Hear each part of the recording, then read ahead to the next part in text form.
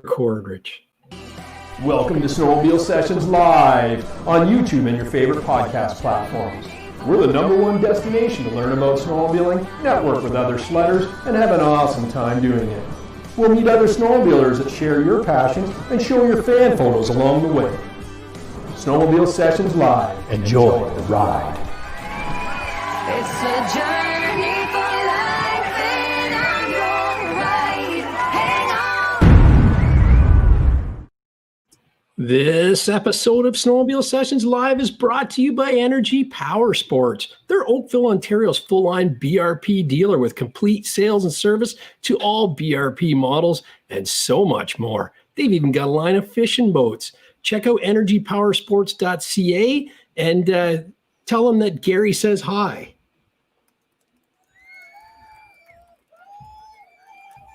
I'm broadcasting from inside Energy Powersports tonight. Look at this beautiful showroom. Nice. Isn't that That's awesome? all your personal toys? Yes. I'm taking the Spider home tonight. Heck yeah. Well, you can. Running it on the summer snow up there, right? So. Oh yeah, it's a little warm. So how was your Christmas holidays, guys? Yeah, it was good. It was good. Can't complain. How about you? It was good. Ours was pretty low key, but we still, the girlfriend and I enjoyed it as best we could and got out snowmobiling a little bit. So that always makes it more fun. Yeah. Now, was it Jumpman Jay said that you're going to make a baby over the holidays or something like that? Apparently. So far, so good. Not happening yet. So we'll hopefully keep it that way. Kim probably begs to disagree, right? I don't know if she's ready for grandkids quite yet. Maybe marriage first, then pop some kids out. Yeah. And how's your dad? He's doing good. Little rough over the weekend, but Sunday he was starting to feel better. I brought him some food. I brought it up to the door and then stood at the end of the garage and talked to him a little bit. Just a cough now, but hopefully that'll clear up soon and he'll be out on the trails with us. Nice. Cool. Yeah. And we all got riding on trails. Bobby, I seen your videos. Rich has got one coming out. When are you launching that bad boy video? I got to edit it first. So I think I explained to you. I got, when we went up to Kearney, got it. I didn't have the mic on. I was just testing the actual camera. It was awesome.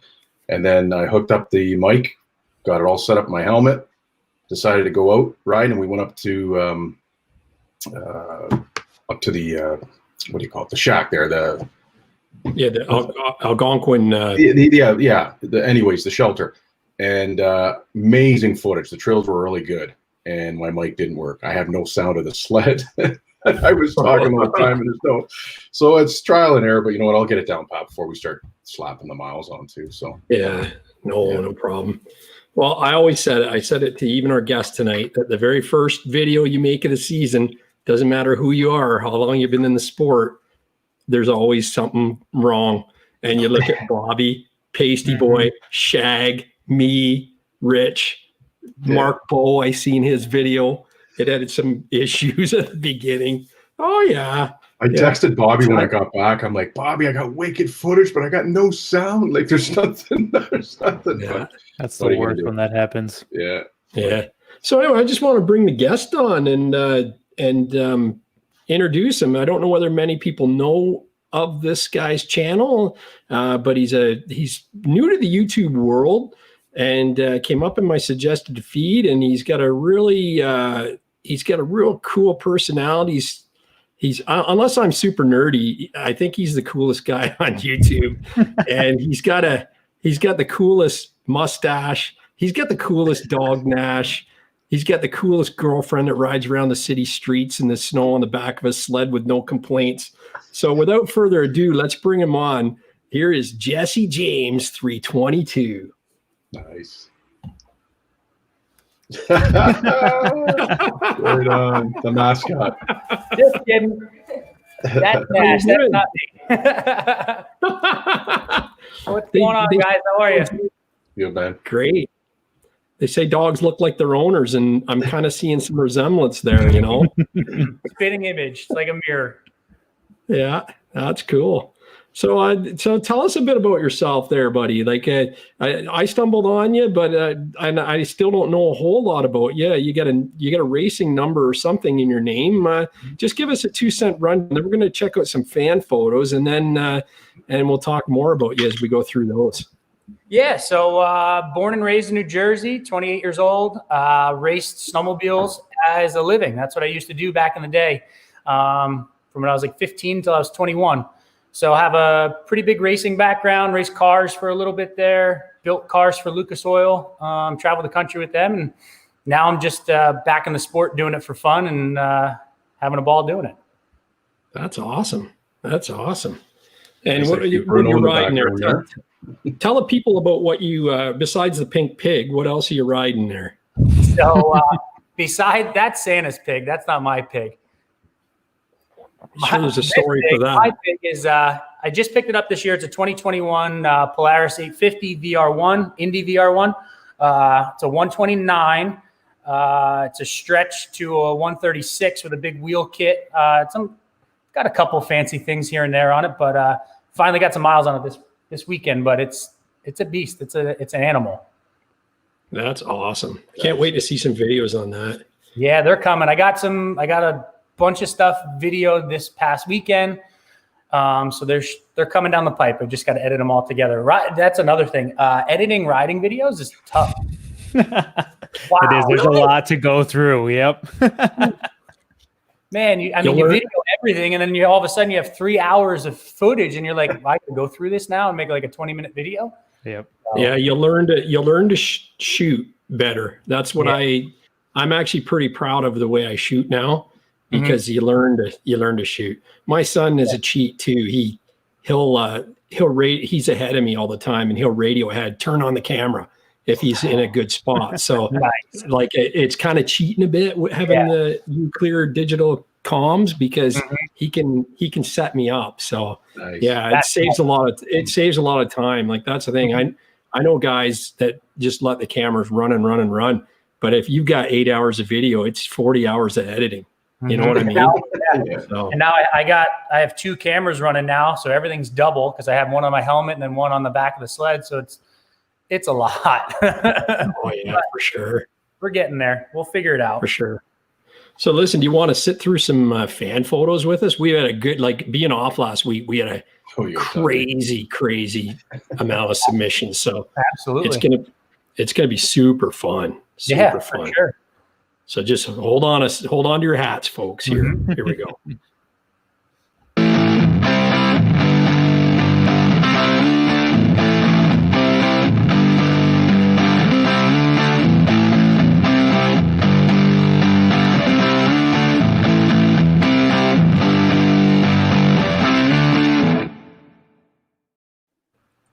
All right. We're doing this a little bit differently today, boys. Cheers. This way we get the full screen effect here, right? Very nice. And I didn't set up my tutorial here. So this is from Grab the Gaff. He says, "What's up, Gary and the Brap gang? Just want to take a moment to thank you guys for the work you're doing. Every week I look forward to the show, though I don't get to watch the stream live because of family and work. You can also catch a stream on podcast too if you go on to Spotify or iTunes or Amazon, that kind of thing. So don't. I've got a lot of fans, or we've got a lot of fans taking it in on the podcast in their car or truck at work. Cool. You guys have an amazing thing on your hands, and it's just what I need to help me get through this nasty pandemic. You see, I'm an ICU nurse in the thick of all this COVID. Wow, thanks for all you're doing on the front lines there. Yeah. He works anywhere from 10 to 16 hours a day, 5 days a week. Right about now, besides my family, snowmobiling is about all I have to look forward to.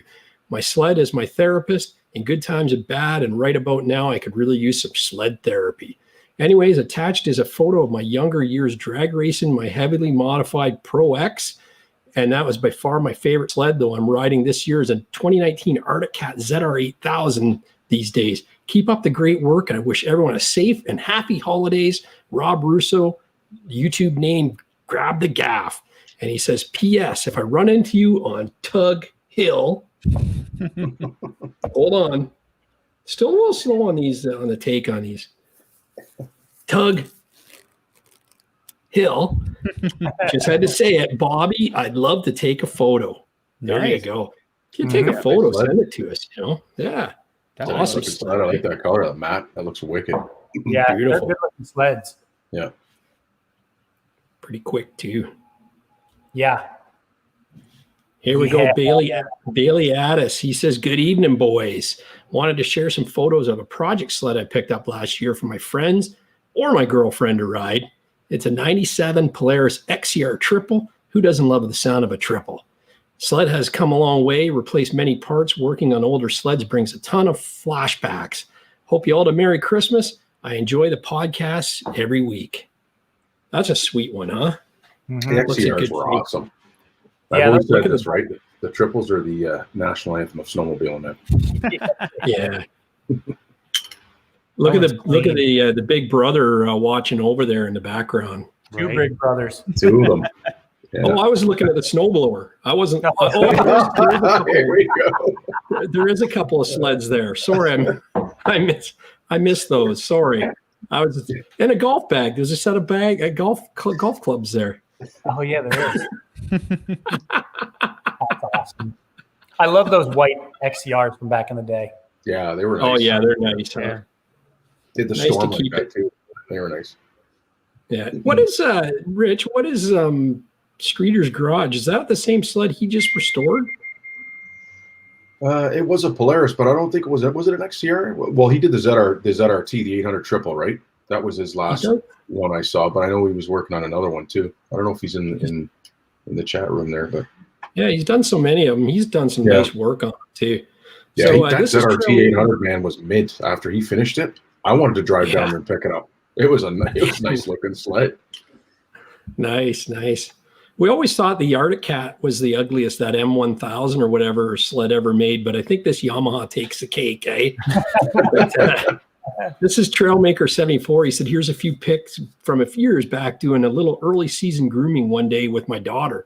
One of my 2015, what does he say? One of my 2015 Expedition Sport 900 Ace after a snow day cutting out from work early. The last one is an 08 Yami Venture Light cruising across the lake. So that must be this one here. I've actually just reorganized them because I thought that was kind of cool to see the homemade drag there. He's making his own trails, and he's called Trailmaker 74. So that's kind of cool. That's good stuff. Isn't that wild? I love that. Keep them coming, guys. I hadn't really looked at my email all Christmas holidays, and it's like I went on today to get them, and I went, this is amazing. I love it. There's so many photos. So this is Cal Waters. Actually, Rich sent me a few photos too, because he didn't think these were coming through, but they all came through. So he's got a 2020 Polaris RMK 155 850 with a 2.5-inch track. He won the sled in February 2020. He won it. Sweet. That's a good deal. That's all right. So is this one of those 509? It's a 509 sled. I wonder if he won it from Seaboys. Yeah. Well, the POW is calling. He just rode the sled last week, and it's an animal. If you want a fun sled that's easy to throw around in the powder, this is a sled for you. He's also got a 2015 SR Viper LTX DX 137 with an 1.25-inch track. He rides in northern Michigan and loves every minute of it. I'm also the ambassador rider for Great Lakes Nation. I love the show, and I'm looking forward to the Christmas special. So this is an old one. Yeah. An old photo he sent in. So, I think he is the winner. Someone said that in here. Yeah. Oh, okay, cool. Well, lucky him, man. Looks like a young guy too. So he's gonna have a lot of time to enjoy that. That's for sure. Yeah, some of these are old because remember how we took a hiatus right for a week. So yeah. Well, Dave McKinney was trying to send me video clips and it jammed up my email again, so I wasn't getting anything. Oh, look at that! This is Shag. That's Shag. Oh yeah, Shag. Right on. I wonder if that's Zook on the back. Oh, could be. I don't know. Maybe he's got a sister too. Is Shag in the chat? But he said this moto ski is his very first snowmobile. That is sweet, man. Yeah. What was your first snowmobile, Jesse? I had a very first was a 2001 MXZ 440 fan. Nice sled. Oh, nice race sled. Yep. Mm-hmm. Yeah, I was Hey. riding up in Canada with my father, and I just got to that height where I kept banging his helmet, because I used to ride in front of him. And he's like, "That's it," and called the dealer back here and said, it's time for him to be on his own sled. So that was when I was 7. So that was my first sled. What a good sled That's too to awesome. learn on, man. I could probably get you right into racing, right? So Yeah. Where did you ride in Canada? That was Saint Denis we used to go to. Quebec? Yeah, Quebec. Yeah. Mhm. Nice. So I don't think I've been up there other than racing. I raced in Canada, but other than that, trail riding, I haven't been there since that trip. Wow. Well, you got to get back up. I know. There's going to be once the border opens, I'll be there. next year we're getting a tractor trailer full of sleds, and Bobby's going to get everyone from the U.S. that rides and Let's supports Meet the up in show. Quebec. Yeah. We're going to load them up, right, Rich? Oh That's yeah. what we're going to do. Yeah, that's a great province to ride, man. Quebec's got some beautiful trails. Mm-hmm. Yeah, it's very snowmobiler friendly. Yes, absolutely. Unless they go and change the speed limits and stuff, which they're talking about doing, but we won't go there yet. Yeah, we won't touch that. You know what this is? You know what this is? Looks like I an almost ovation. bought. It is. It's I an almost ovation. bought one. Yeah. Yeah. Yeah. We used to call them ovulations. That's a great name for it. Yeah. Yeah. I don't think I've ever seen one of them. My They're like the neighbor golf had cart. one.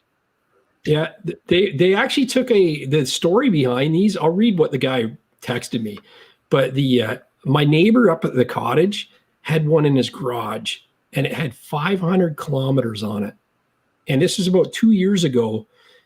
And his wife got into the sauce and said, "Come and take it away." And I went over there to get it, and the husband come out, and he wanted $3,000 for it. And I said, "Your wife just said if I move," he had some shit I had to move with my ATV. "If I pull this boat or whatever it was out of the way, I get the sled." And I had already pulled the boat out of the way. And he goes, "No, you can have it. I'll give it to you for like $3,000. And it's like, forget that. Yeah. Anyway, so I'd done some research on them, and they actually Yamaha took a survey and basically pooled everybody's what your ideal perfect sled is, and they put it in this. And that's why it's got the comfort handlebars. It was a single cylinder, 340 single cylinder, and it just purred along the on the trails. It rode like a dream. Like everybody that says it, what's that? It needs a sissy bar, I think. Exactly. Yeah, that's kind of what that thing is at the back, right? But they say it was a perfect trail sled. Like it wasn't overly fast, but it did everything right. But this K10 Siebel says, sending in some Yamaha love. I sure smiled at these trade-ins at my local Polaris dealer. A mid pair of low-mile 1990 Yamaha Ovations, 340 cc's of power with mountainous 108-inch track out back. Kind of digging them ape hangers. Guess I'm a Yamaha fan now. Cheers, boys. Yeah. Oh, yeah. The one I was looking at was gold. It was because they used to have them. They were brown and they had gold piping on them, and they were like, whoa. Scream 70s, shag carpet, and the dingle balls and stuff like that's what that screams the 70s. It was the first year, and you know what I think happened to it. If anyone's up north and can verify this, Arnie's Cat House picked them up. He had a couple. He had the Stratus, the Skidoo Stratus, which was like the Safari, but it was uglier. It had the tower shocks on the outside, and he had a third sled too. He had the Ovation, the Stratus, and maybe it was a Safari. And I don't know what Arnie's Cat House got them for, but he probably stole them from the guy. But it was at Arnie's for a while before they moved out of Port Sydney. But isn't that nice? Love them. I would have loved that sled. I probably would have sold it by now, but it would have been funny. Like, how can you not ride that and laugh your ass off? Yeah, you got to get that into the museum, though. Sure. Yeah, absolutely. I'd like to see Jesse James jump this thing, man. Probably have to be downhill, but I'll do it. You talk about the big wheel kit on the back. Look at that sucker. It's got like a 108 track. Yeah. Oh yeah. It's hardly what is it like? It's 1, 2, 3. There's like maybe 5 lugs touching the ground on that thing. Oh yeah, yeah. And you know what? It's a single seat, right? That the rider's ass sits against that backrest. Yeah, they look for short. Yeah, Like very, very short. Yeah, you're not riding 2 up on that. That is a single seat. And I sat stretch on back. it. That's why you got those ape hangers, right? It looks like it's This thing, it was comfortable to sit on, man. I won't lie to you. So, but anyway, I'm easy to win over if you've got a free snowmobile. That's for sure. So, this is Robbie Bell. He's a big supporter. Remember, he sent us his 600R when he first got it, right? He says, not great riding, but there's some good snow in the forecast in Thunder Bay, Ontario. That was back at Christmas week. And you can see you got a little stuck there. Yeah, some good deep snow. Snow is snow. Yeah. Oh, these are our friends. The Michigan Outlaws. Nice. Yeah, he says they've actually had snow now, but he says, Merry Christmas to you and the crew. We're still waiting for snow here to be ready with our new gear. They got all new gear and new sleds, and I'll get out of the way, but you can see there all their machines there. It looks like they're ready to go riding, but it's grass drags. It is still greening. Oh, yeah. They actually did rip the backcountry in the free ride on the grass. It was awesome. Yeah. leave it to the outlaws, right? Mm-hmm. Yeah, that's awesome. We lost Bobby. Oh, maybe he's rebooting his router. Yeah, he must be. Yeah. J Petriel by X3. He says, here in central New York, can't wait to get out this coming weekend. That's a beautiful. So he must have been putting that backcountry bumper on the sled there. Yeah, it's nice looking. Yeah. Black and red is always a it's sharp combo. It doesn't matter if it's reversed or like that. It's Right. still, Either way, it looks good. Exactly. Yep. yeah. So I really like what you did with yours, Jesse, where you blocked the whole thing out. Yes. Looks amazing. Yeah, I like the gray, but I wasn't sold on it. So No, it's different for sure. yeah, I had to go all black. So we're staying there. I didn't really know your story when I first started watching your channel. I was like, oh my God, he's got an Assault and he's putting shocks and all this crap on it. Like, and that's what got me watching more, because I'm going like, why does he need it? And then now I see the way you ride, and it's like, oh, yeah, man, that's awesome. Yeah, that's a lot of guys were questioning what I'm doing. And it's like, just wait. Once we get some riding videos, you'll understand. Yep. So Yeah, love it. Mm-hmm. Yeah, it's a thing that most people will never probably get, right? Mm-hmm. So this is our buddy Jumpman Jay. He says, yeah. hey, fellas, Merry Christmas and Happy Holidays to all of you.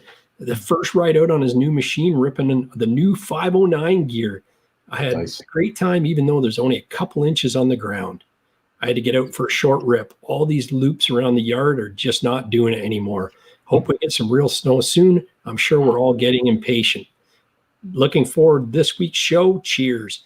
And he says, he also said he's stoked to get out and ride. He's got 60 kilometers and mostly backcountry power lines and ditch banging. We absolutely got dumped on 2 nights before Christmas and Boxing Day. We were blessed with about 1.5 feet, and it's still falling tonight. For Christmas, you got some 509 BOA raid boots. See them in the top left corner there? And they're the best BOA boots he's had to put on to date. And he said he sent me a photo, so that's it there. And then the other shots are just from his ride, that long one at the top from Boxing Day. He loves the Assault so far, and he can't wait to share more great photos and updates with us all.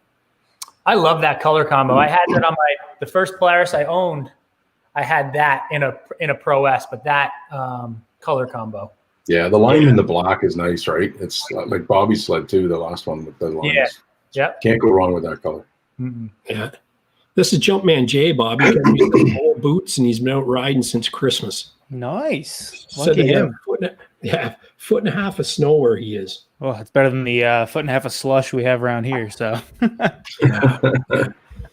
It's sad. It doesn't last long, does it? Right? no. Don't. No, not at all.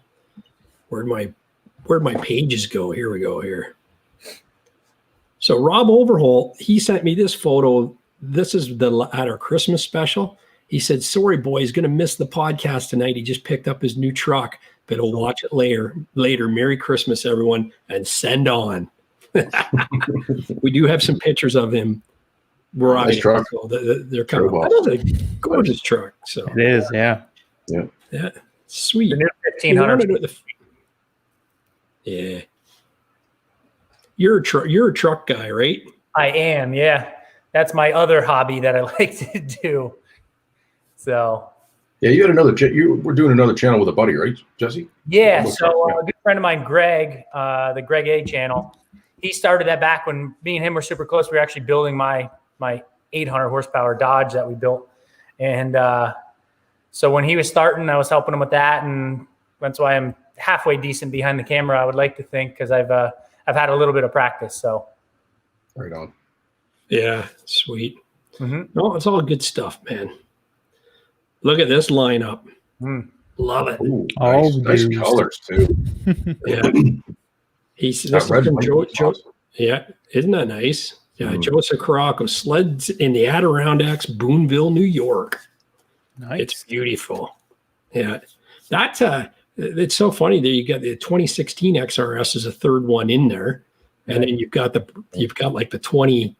That's other 2019, I think that one, and maybe an 18 on the end there. But yeah, I love that Summit backcountry XRS. Sorry, it's the Summit colors. Yeah. Mhm. they Nice have lineup white up tunnels or red tunnels. I don't remember. White, I think, right? They're Red. white. Yeah. Yeah. Were they white or red, Bobby? Do you On remember? the backcountry XRS, they're red, and Oh, then they are? on the and then on the 2017 850s, they had the white tunnels on the yellow sled. All right. Yeah, Nice.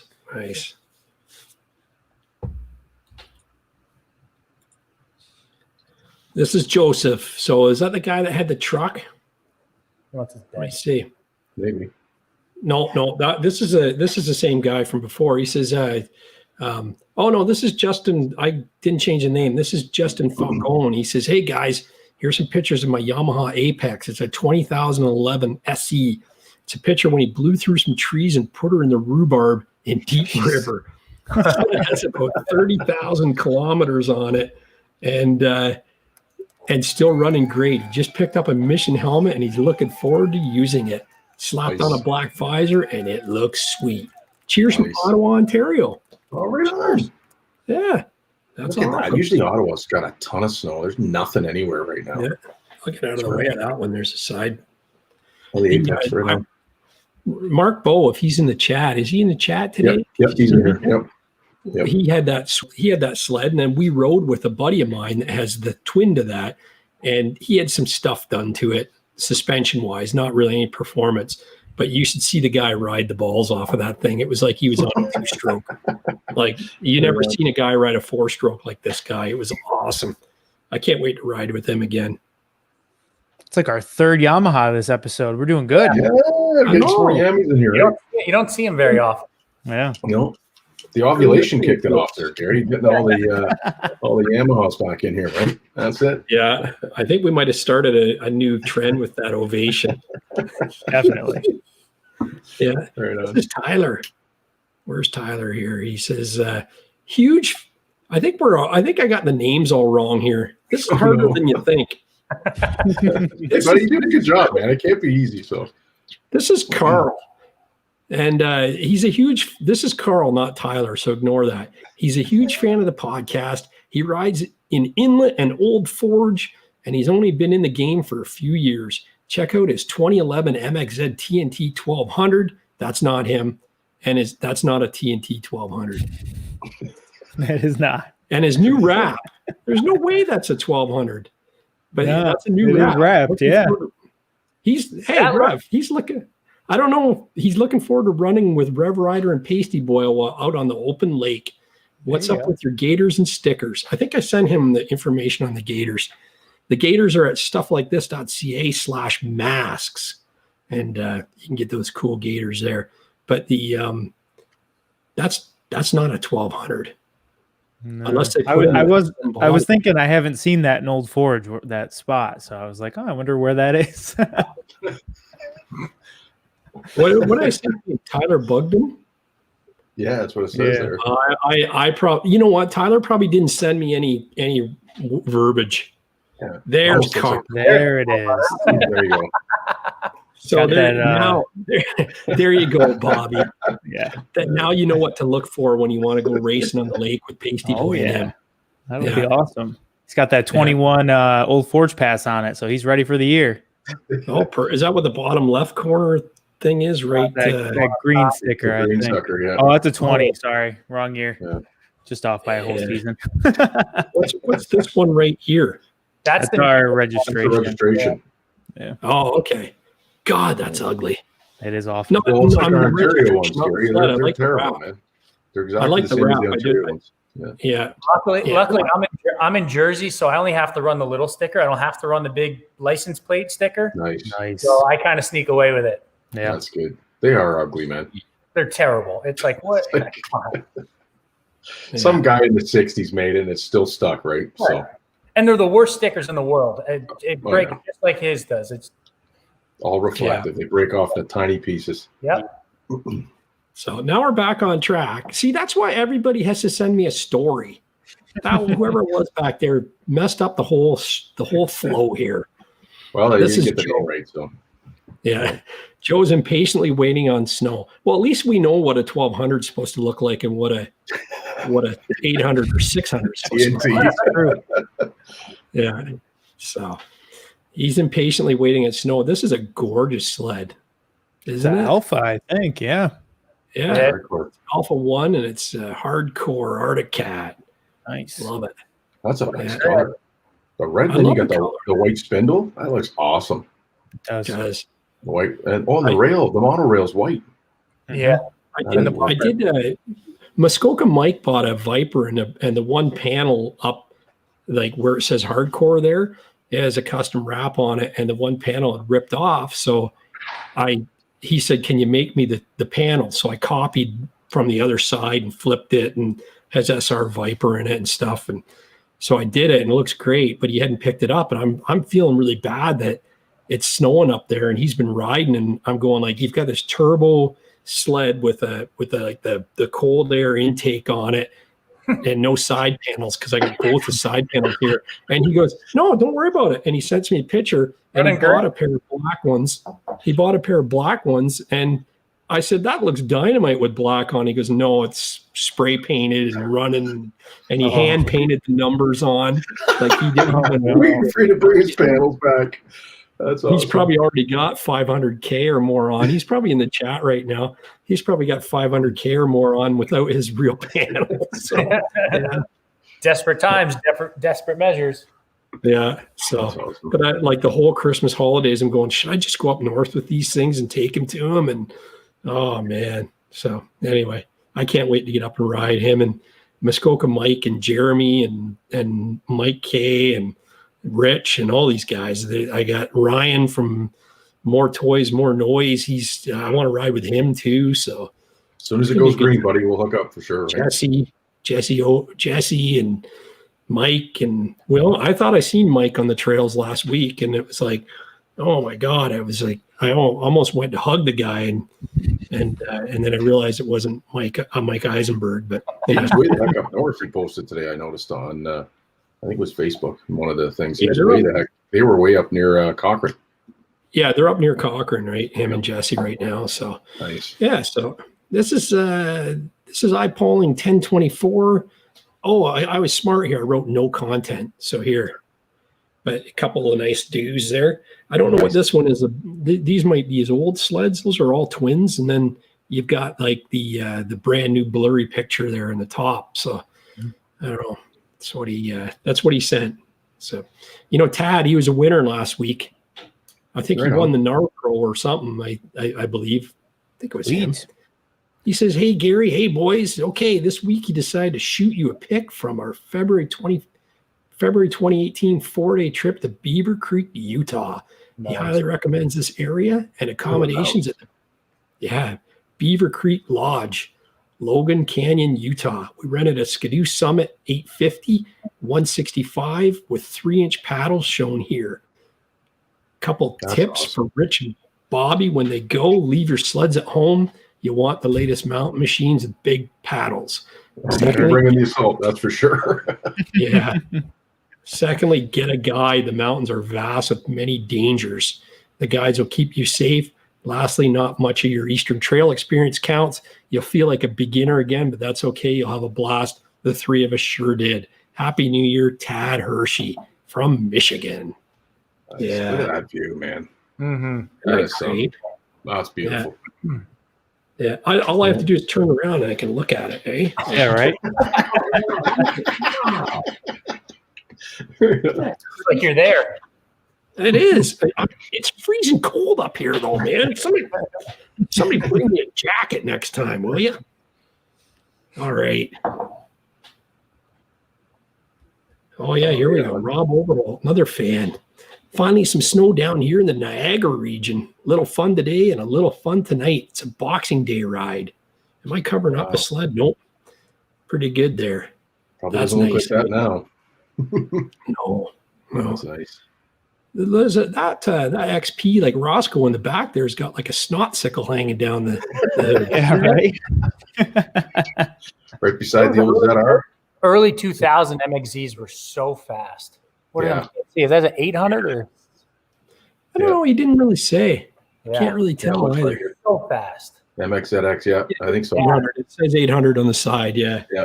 They were Yeah, those rocking. were good. Those Yeah, they 700. they were lean. They ran fast, man. Mm-hmm. Them and the 700s, they were Yeah, the fast. 700, having 700s especially were Yeah. ridiculously fast.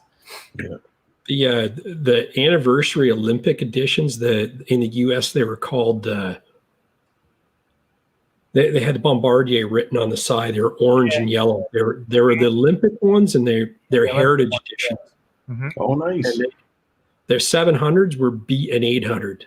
They were, I don't know what they did in those. They're triples, and they're just Rockets. nutty. Yeah. Yeah. So remember Bruce Stewart too. He says, check out the attached photos of what I've ridden so far in 2020. 50 miles, the first ride around where I live west of Albany. Then I took a trip after work to Vermont, which is an hour and 20 minutes away, for an 80-mile quick ride. I'd do that. That's not Oh, for sure. yeah. No questions. Yeah. I took a 50-degree weather. He says, lastly, I took a 50-mile run on Christmas Eve around where I live again before the snow is all gone from the 50-degree weather and inches of rain. We'll talk to you soon. Yeah. Yeah, the weather's been crazy in central New York lately. Mm-hmm. Albany got whomped with that storm, and then they had it all melt by Christmas. It was nuts. It's crazy, huh? Mother Nature's moody this year. I don't know what's going on. She's not Well, happy. they said that I just read it today. It came up on the iPhone, the little message screen that comes up. Yeah. So they said it's a La Nina winter, which is the good snow winter.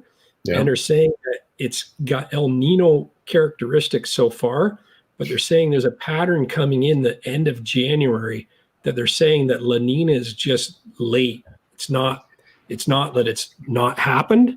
Right. It's just coming in late. So that's Steve was saying the same thing. He said apparently by February, March, we're going to get labeled, and it's going to be cold. yeah. So, I hope so. We gotta turn this winter around quick. right? Well, we got to make up some time. Mhm. Everyone and their mother will be a ride during the weekday. Oh yeah. We're all working from home. What is promising though is that the snow we've been getting hit with. If it just didn't warm up afterwards, we'd be laughing, right?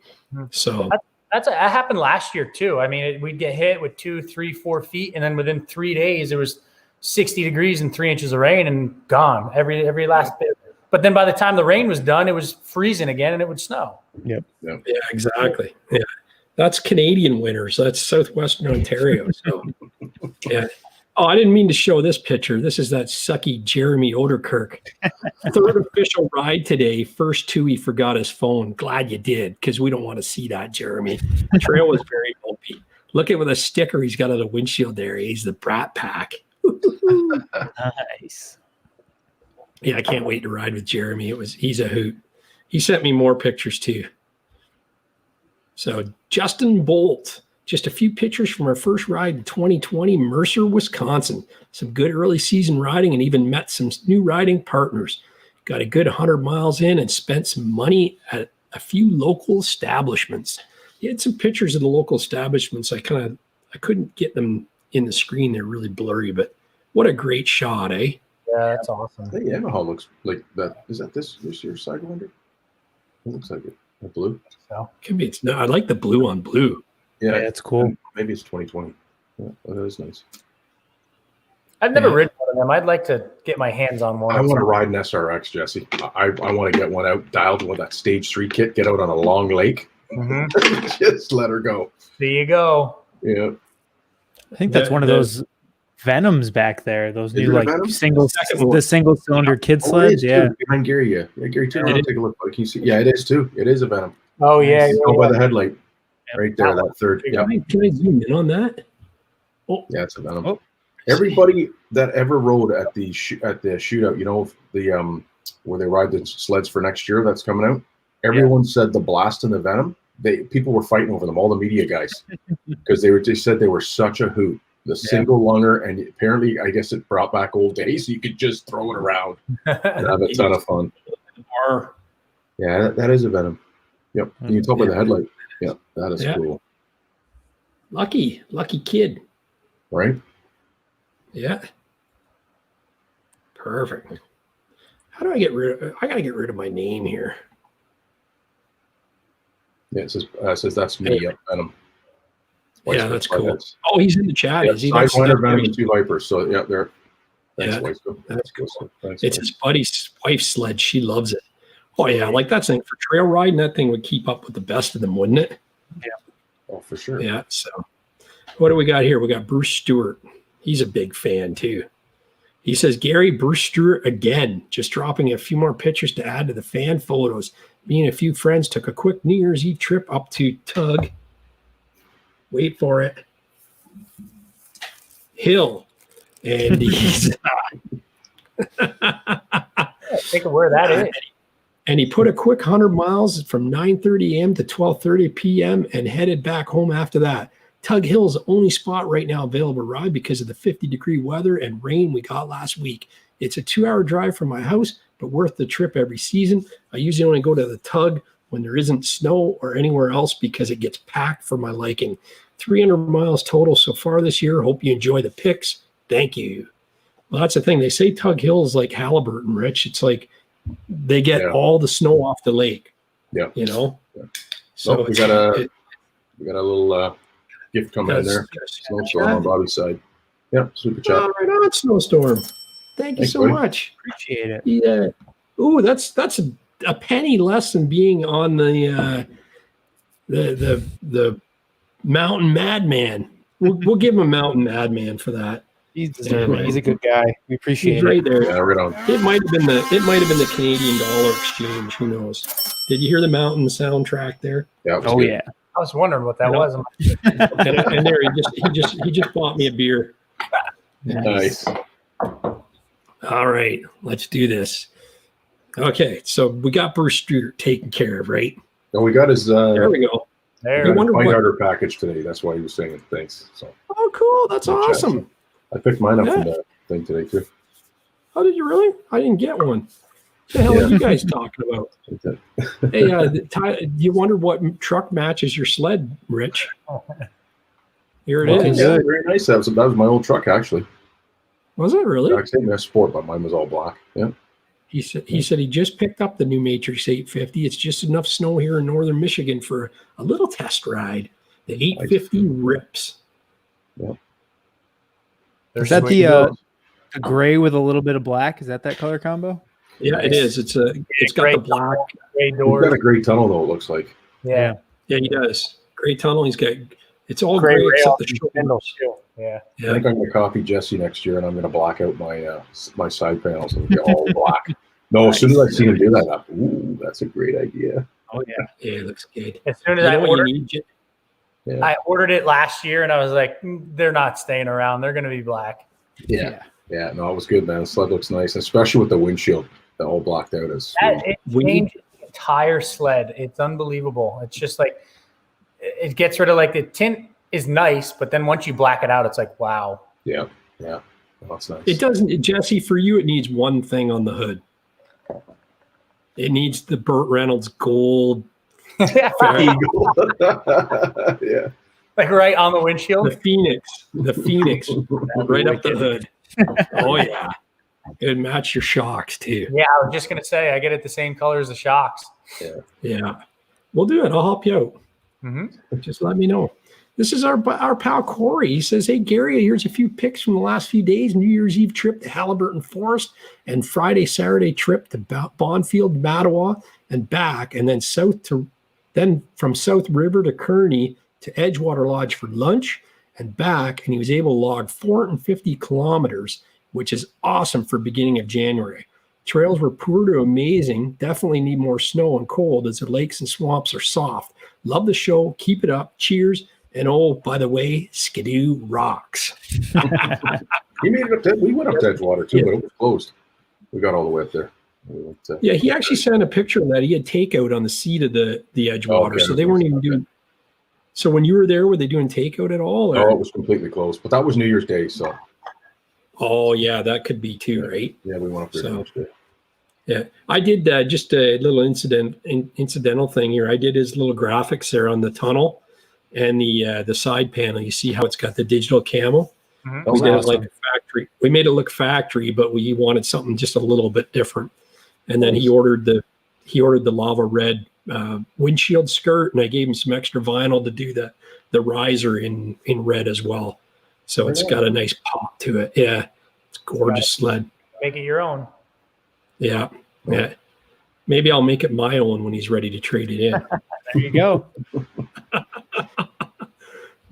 This is Brian Coate. Look at this picture. Let me get out of the way here.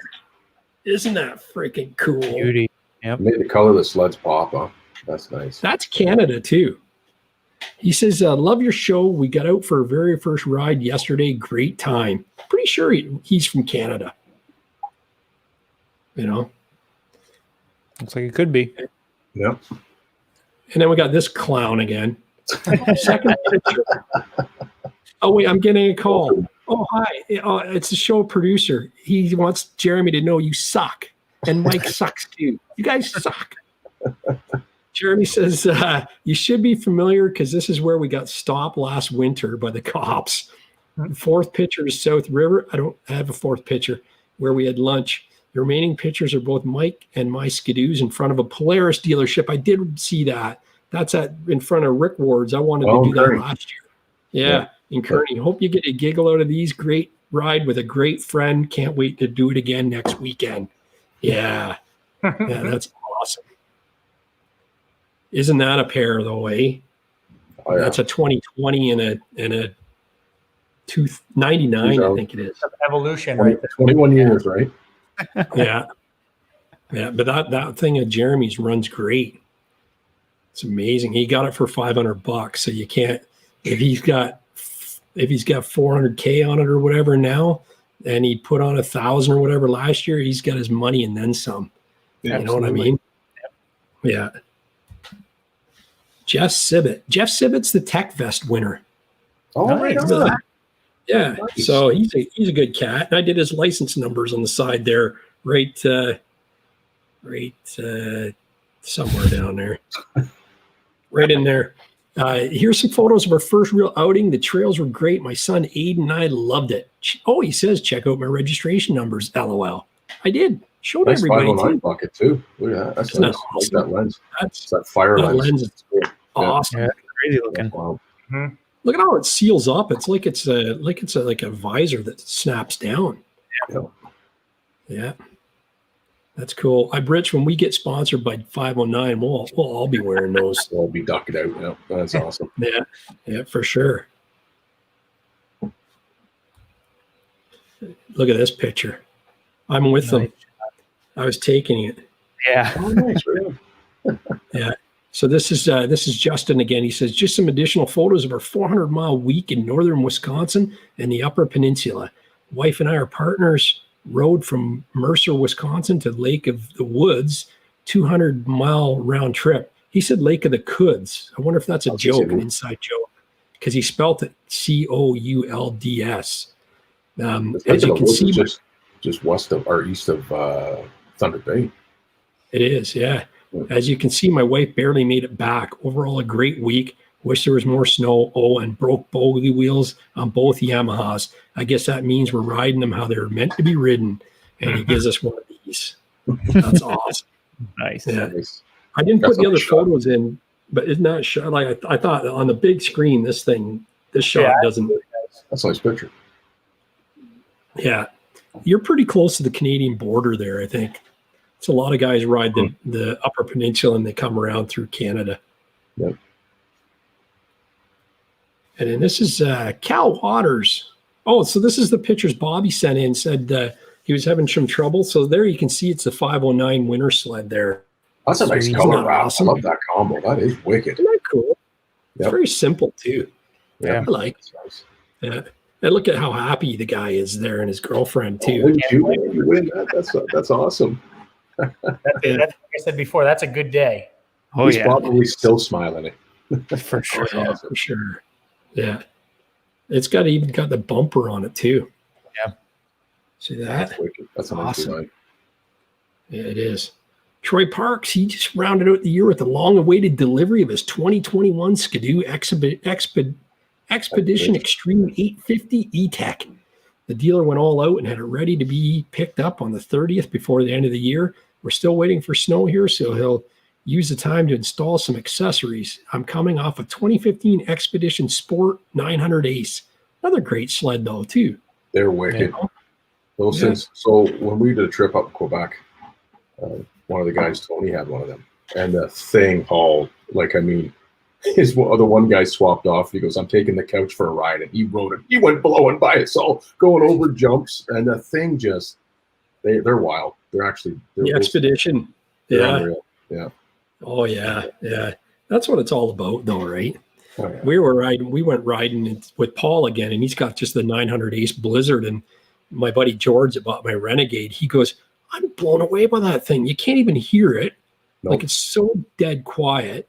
And it just cruises along, keeps up with all of us. And we're just Oh, yeah. ripping that day, right? Yeah. And I mean, Paul doesn't skip a beat. So, and who's this porn star? Oh, here we go. We gotta wait for him to come back. Okay. I'll just be floating around out here. There you go. Enjoying some summer weather. Yeah. I wonder where he went. So what's happening? Who we got in the chat? We got Dominator 286, West Coast Sledheads, Go Big Parts, Lake of the Dominator, Clouds is what he called it. Lake of the Clouds, not Lake of the Coods. Oh, Lake of the Clouds. Jeremy Oderkirk wants to know where the other pictures are. Hey, we got another super Hey, chat from Coda Coda. Bear. Thanks, Coda. Right on, Coda, man. Thank you so much, buddy. Look at this dancing guy he's got going there. That's awesome. Oh, I love it. It's a super sticker. We love stickers. That's awesome. Thanks, Coda. Coda, I've been your ride videos too, man. That's just unbelievable. So we got Snowstorm. We got Bruce Stewart, Nicholas Ryan, Cal Waters, Mahogany Rush. That's a new one. Go Skidoo. I love that. Coda Bear TV. Jacob Gardner. Got Sledders Nation. He says Sledders Nation. He's got himself a 21 Renegade XRS.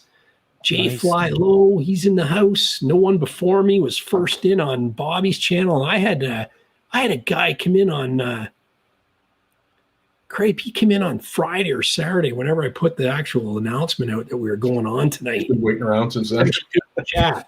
Yeah, he was actually in the chat already. I wish I could remember who it was. I put Jesse's back. on it. Yeah. Okay, Jesse, we're wondering who this porn star is.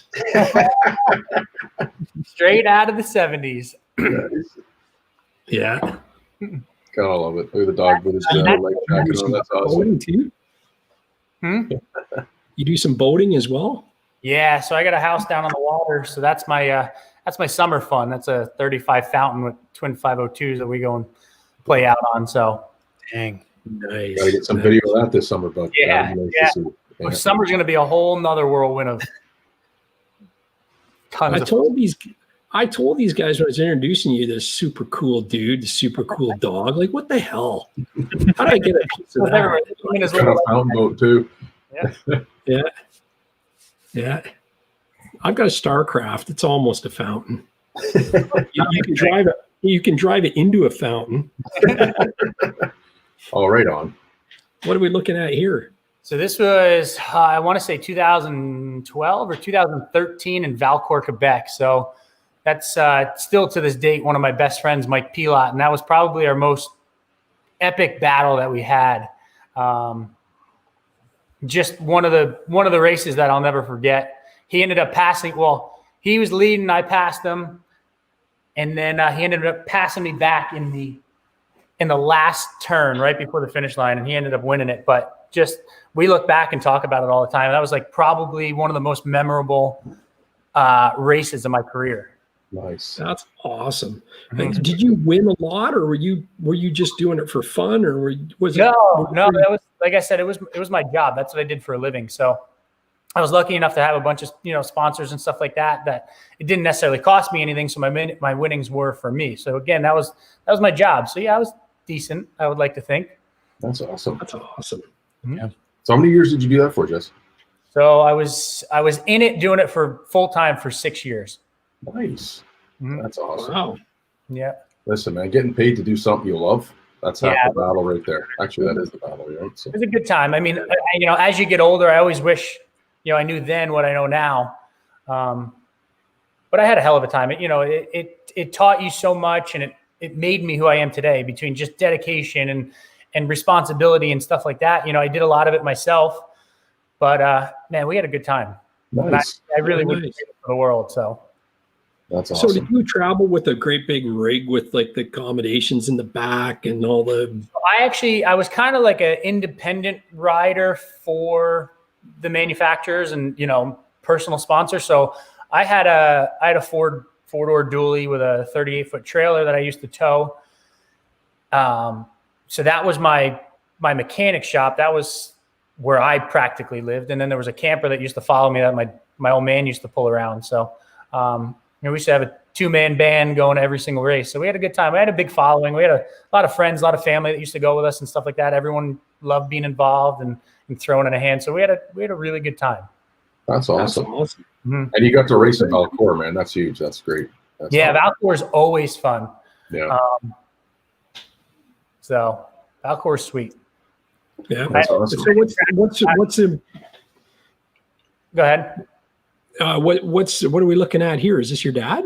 So no, this is I've talked about him before, Ingles Performance. You guys have probably even heard of him up in Canada. So that is their right-hand guy. That's Gary.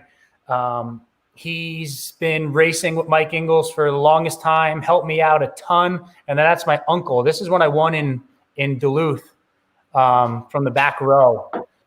Nice. There was 110 sleds that entered. Jeez.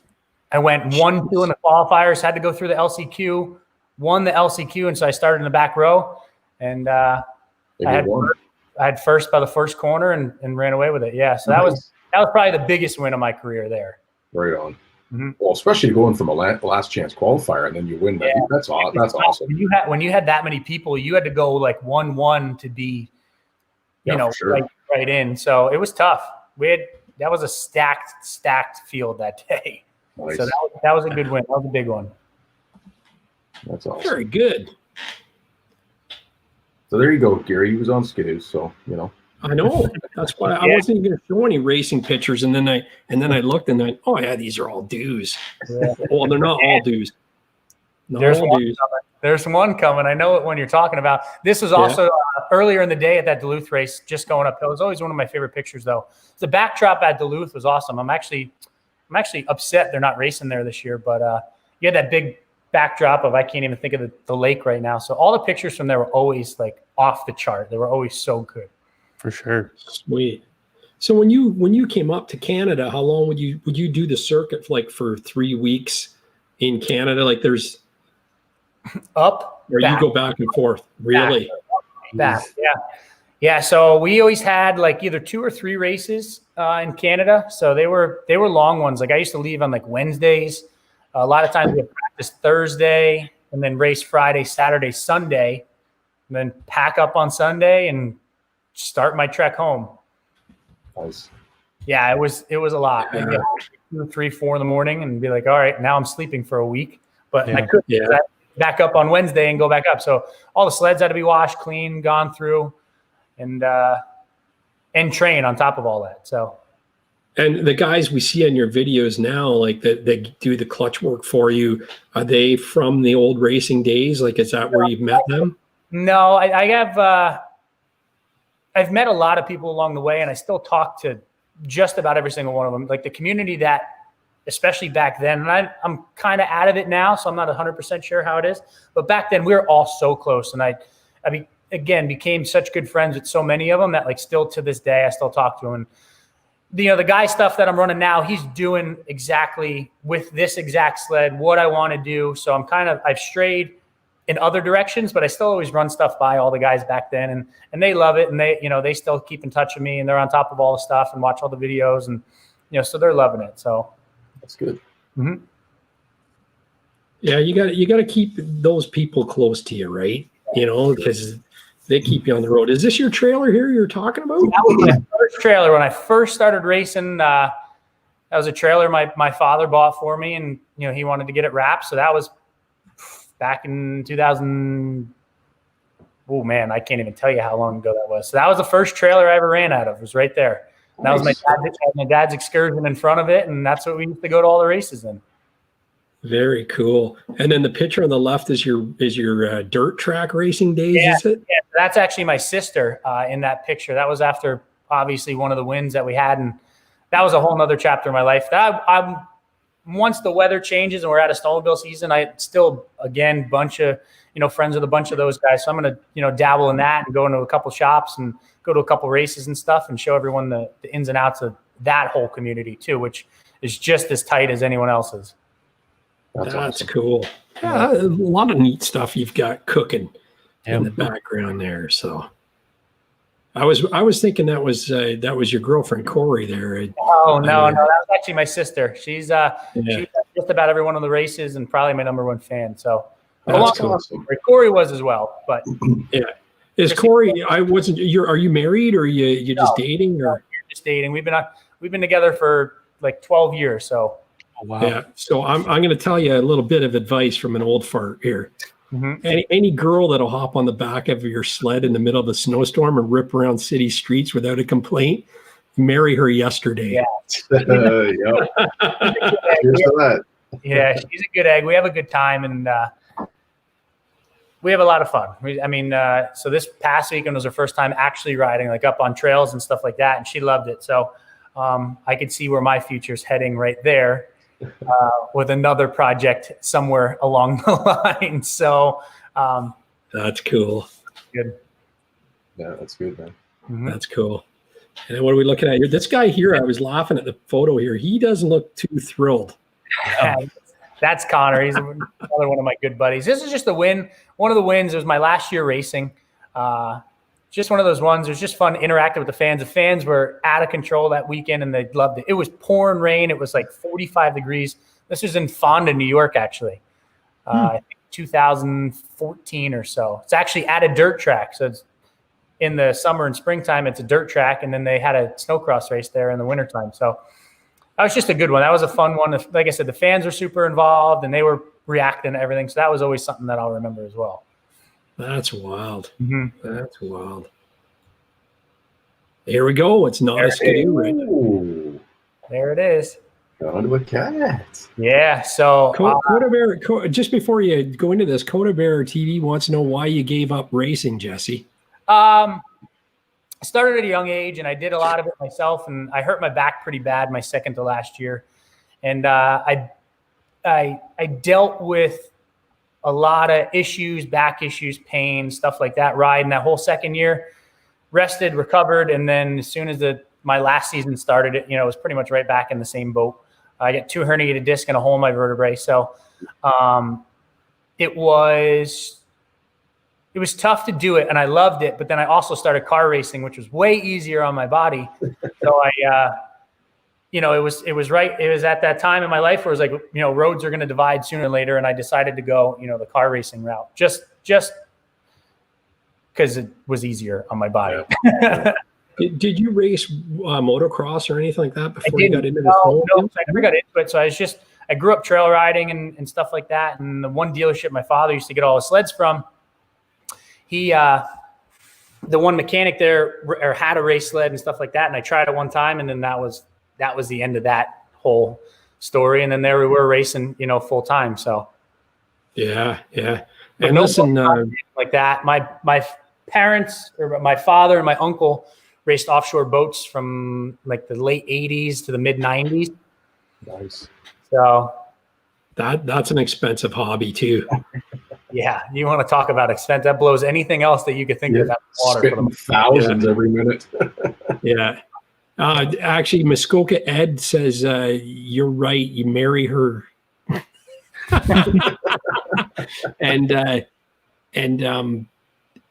So Ted Smith wants to know where's Jesse's from.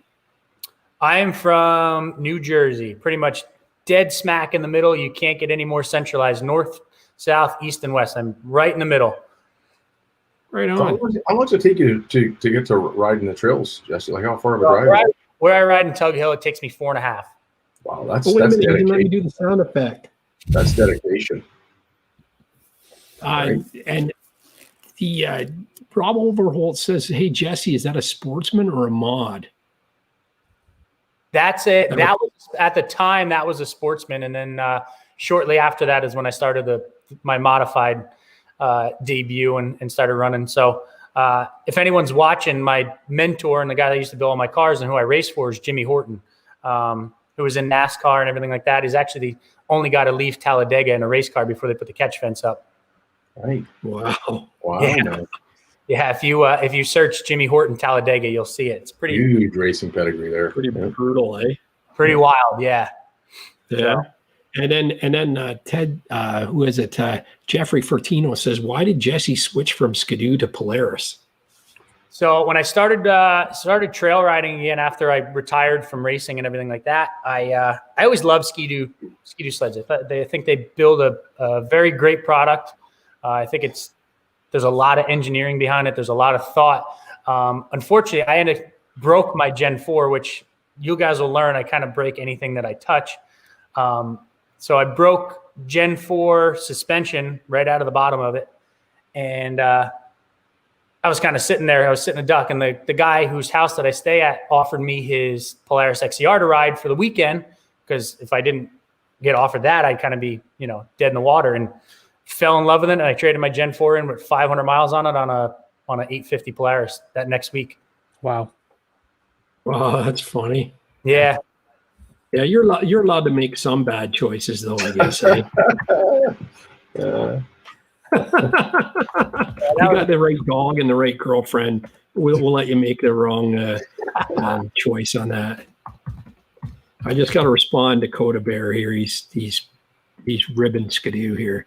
Yeah. Yeah. So what stuck out to you on the Polaris that made you like it so much? I thought just how it handled was it blew my mind. I thought the front end was the best front end that I've ever sat on, that I've ever rode. And I mean, the harder you push it, the better and better and better it is. Mm-hmm. And it's one thing that I didn't like about the Gen 4 is I wasn't sold on, the ergonomics of it, the way that you sat. I thought it was not very rider forward. I didn't like the front ends on them. I thought they were super, super tippy. I was getting ready to get the race sled front end with the taller spindles and everything to put on my trail sled just to try to get it to work right. And then I was kind of sold. But the Polaris, I loved the old school rev, like the first original rev. And I felt like the newer Polarises were like those on steroids. They were just like a refined version of the rev. And I felt for like an aggressive rider, I loved it. I absolutely fell in love with it. And that's hence why I still have this my third Polaris in a row.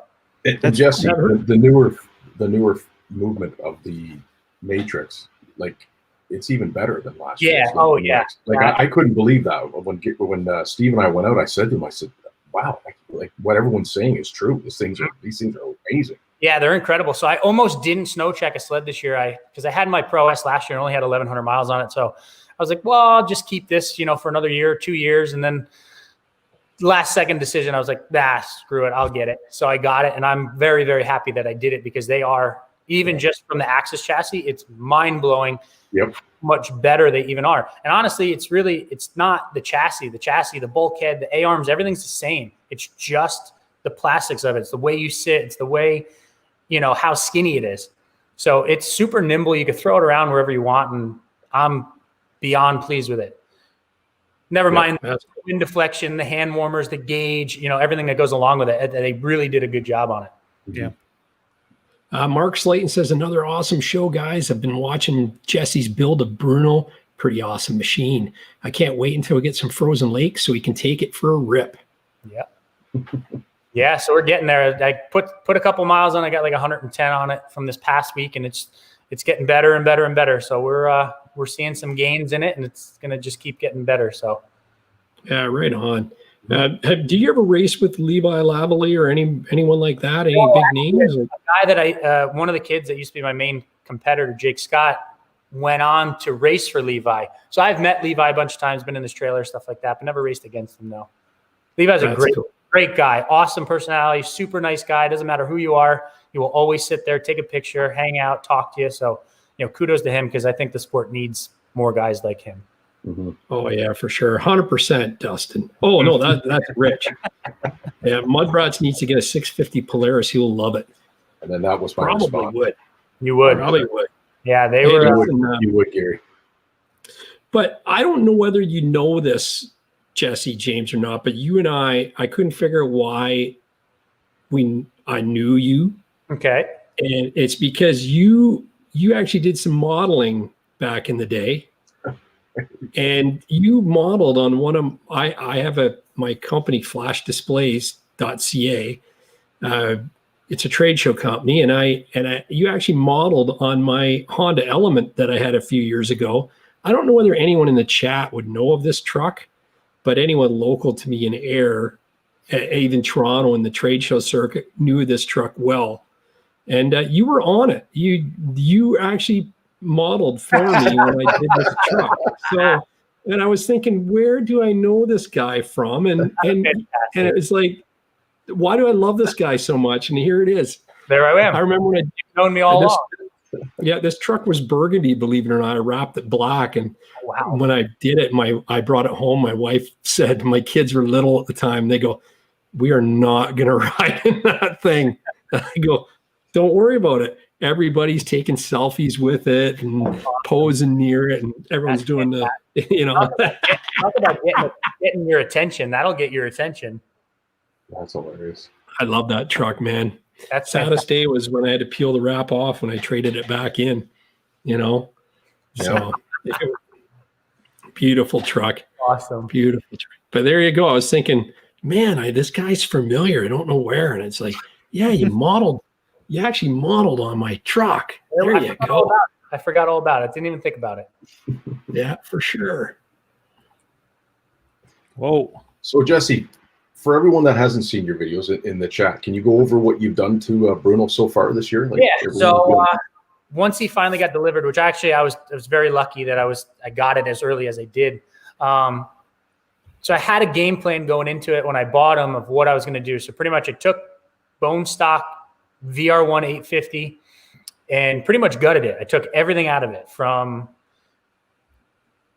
clutches, drive chain, train, suspension, skis, and pretty much gutted it down to nothing. So the game plan is and what it is right now. So pretty much I did a big wheel kit. For those of you that don't know what a big wheel kit is, it increases the diameter of the rear bogey wheels and the drivers that actually spin your track. The theory behind it is the bigger diameter that the track has to go around, the less friction it has, ultimately resulting in a higher top end. So I did new drivers, new gearing, new rear axle, new track, studded the track, got the shocks revalved, stiffer rear torsion springs, put my Fox QS3s on the front, CNAs, went through full clutch kit, sent my clutch out to get balanced by Patrick Custom Carbon, different riser, black out the windshield, everything like that. Nice. So it's been a pretty extensive, list of things, and there's a couple things that are coming down the pipe, not necessarily planned, but they're coming. Right on. So That's cool. How much track do you think you actually have on the ground once you put the big wheel kit in? Do you think it's like a 130? I don't even know what it would be, to be honest. So it was a 129 and it's now a 136. Okay. If you're looking at track footprint, though, it's probably only like another bar or 2 bars on the ground. So it's really not that much because a lot of it is taken up, with the big wheel kit and everything like that. So it's not necessarily a way bigger footprint, but you need that extra length of the track to fit around all that diameter. So nice. Yeah. Mm-hmm. Yeah. And it goes Just to interrupt here, Dustin Ingram, he sent me $5 for the Polaris 650 fund, or need parts for my Skidoo or 509 boots. Thank you so much, Dustin. That's awesome. Yeah. That's fantastic. I love you guys. The chat is awesome. Yeah. Just love you guys. So it'll go to Skidoo parts more than anything else. I got my straight line clutch parts in and they're installed, and it needs some tuning from what Adam says. So there you go. He said that, he put them in and he goes, I think we got too much weight in there. He goes, you're not going to like it. So we'll see what happens. So we're going to field test it on Thursday and then pull some weight out if we have to. And, Nice. And I think my buddy Dino, he rides a 600R 2019 XRS, and we swapped sleds when we were trail riding. And he got off, and everybody was there to witness it. And he said, Porter, that's the hardest pulling 600 E-Tech he's been on. Nice. So I want to, and I want to race him. I want to race Mark Bowe for pinks. And Line then him I'll up. own a Blizzard. Line them up. And then Line them up. then I'll own a Blizzard, and then I'll. So from what Adam says, I need to go back. We went too far on the clutch. So yeah, but we'll figure that one out. It is. And I feel like no 2 sleds are the same either. So what works in one, lots of times doesn't work in another one. Yep. I think Roscoe has the magic dust. It's that sled that come off the production line, and it had the magic dust. It like before I started doing anything on it, it was a beast. It flew, and man, oh man, it's crazy. Mm-hmm. I was playing with the 800 Renegade that I used to own when we were out riding with it. I was riding with him the other day, and it's like, I want to line these up now too. I'm really getting into that now. And I wish Straight Line Performance gave me a whole shopping list of what I should do to this thing. And I didn't pull the trigger on it just because I didn't want to put the money into this sled. But I'm wishing I did now.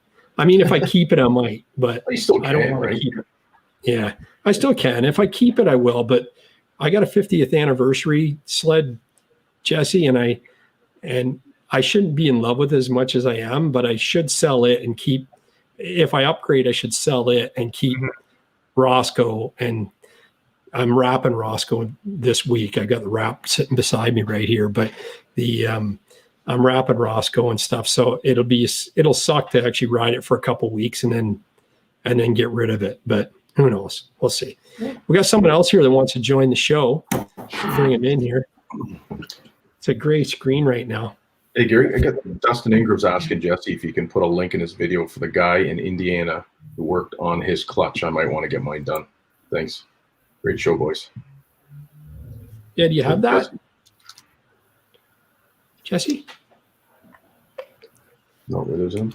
Lagging a little bit. Yeah, I just have a gray screen right now. Does this make it better? Yeah, can you guys hear me or no? Jesse? Yeah. Yep. No, Yeah, I we can hear you now. now. Yep. I wonder if it was Jean-Luc that was actually, see, when I bring him up, it kills the feed. Mm-hmm. I don't know what it is. We'll see what he is. I just had, when you pull him up, it's just a gray. Yep. Yeah.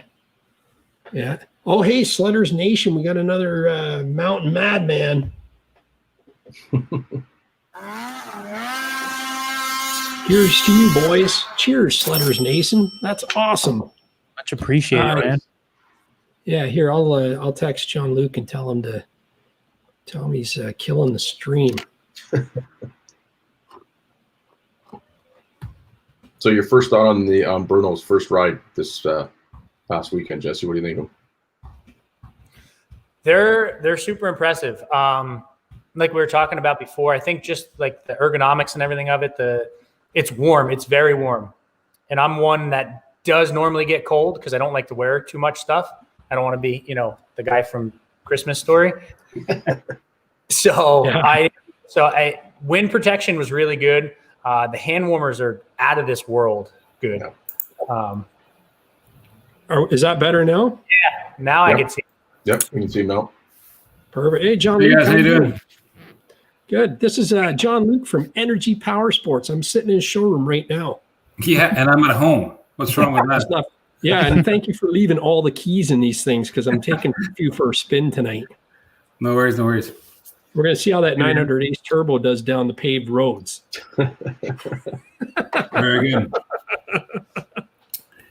It's not a problem. We're out of sleds, so you know what? You're going to have to take either a Spider or an off-road vehicle.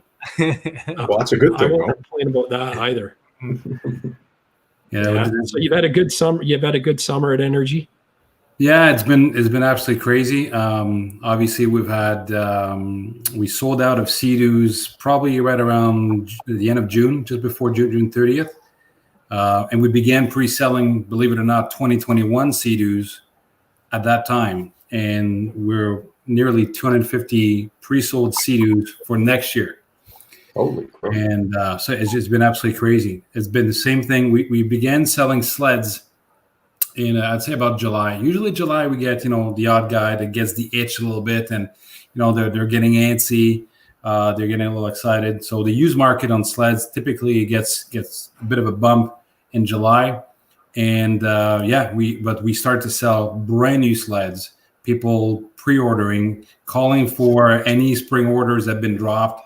It was just really odd. And so July, August, and September, we sold out September 16th of all sleds. That's crazy. Yeah. Jumpman J24 says, "Cheers, Jean-Luc." Yeah, thank you. A few cold ones at home too. Yeah. Yeah, and I really want to say thank you. One of our customers, Corey Brock, who you showed a picture of his sleds recently, he's one of our customers. He's the guy who brought me on to you guys. And he's just an awesome guy. In fact, I saw him today. He came into the store to pick up some oil. But he's an awesome rider. He's just he's a good guy. I have never had the privilege of riding with him, but I did promise him, and I'm sure he's listening right now, that we'll be doing a ride sometime this winter, hopefully. So yeah, he wants to get the three of us out. That's what he wants to do. So that'd be great. That'd be great. Yeah. That'd be great. So you're a fairly new dealership. Corey was building you up to me for years now. But you're about a year and a half old. Is that right? Yeah, we're going to be 2 years, February the 18th. Yeah. On the first day that we opened, I was not even there actually. On the first day we opened, I had to fly to Vegas for the unveiling of what we call Club BRP. Actually, if you Google or you go on your YouTube, there's a bunch of clubs. That's when all the dealers come worldwide into one spot, and BRP reveals all the new product. And I got to tell you, if you ever any of you get the opportunity to go with a dealer, it's an exceptional moment. I've been in the car business for many years, and I've seen what companies like Nissan, Toyota, Ford, GM do. BRP does it to a completely different level, and it's outstanding. It really, really is great. So it'll be 2 years coming up in February 18th that we've been open. It feels like it's been 10 years. It's been so busy. It's been crazy busy, but it's been great. It's been a great adventure so far. The people, the clients are awesome. I will say this: the Ski-Doo people, the Ski-Doo customers, are probably our most challenging, and this is in a good way. But they tend to be gearheads, and they know all the details. And at times, I think they probably expect that we would know everything. But these people have studied only the MXZ XRS 850 to the nth degree. And the part they may not realize is when we get the book to order these things, there's about 700 different ways to order these things. It's mind-boggling. It's just, it's crazy. But it's been a really good ride so far, for sure. That's good. Snowmobilers are a different breed, for sure. Yeah.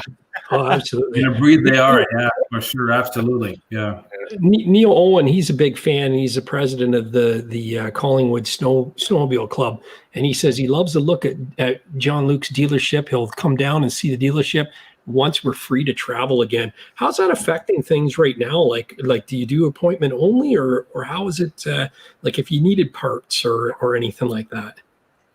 Yeah, well, we're pretty fortunate. We're an e-commerce store when it comes down to parts, so we can ship stuff out. Although right now we'll say that BRP is definitely struggling with shipping of parts and a few things like that. But for the most part, it's been really, really good.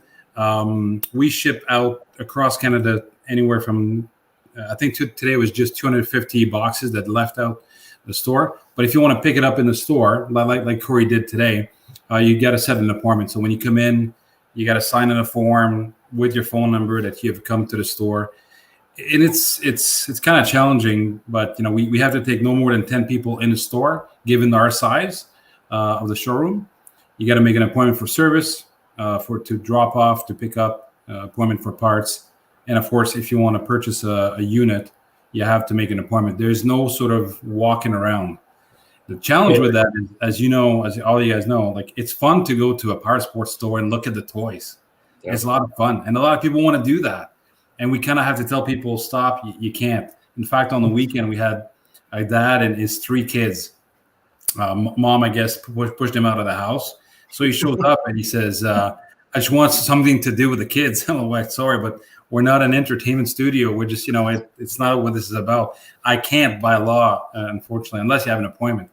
We try to accommodate people as best we can. It's challenging. I think a lot of consumers feel it's maybe over the top, but I want to operate in a year, 2, 3, and 5 years from now. I want to continue operating, and I don't want. So we got to take the precautions. It sucks. I hate it. I hate wearing a mask, but what can you do? Yeah. How are this like Jesse and Bobby? Like in the U.S., are dealers restricted to walk in down there right now?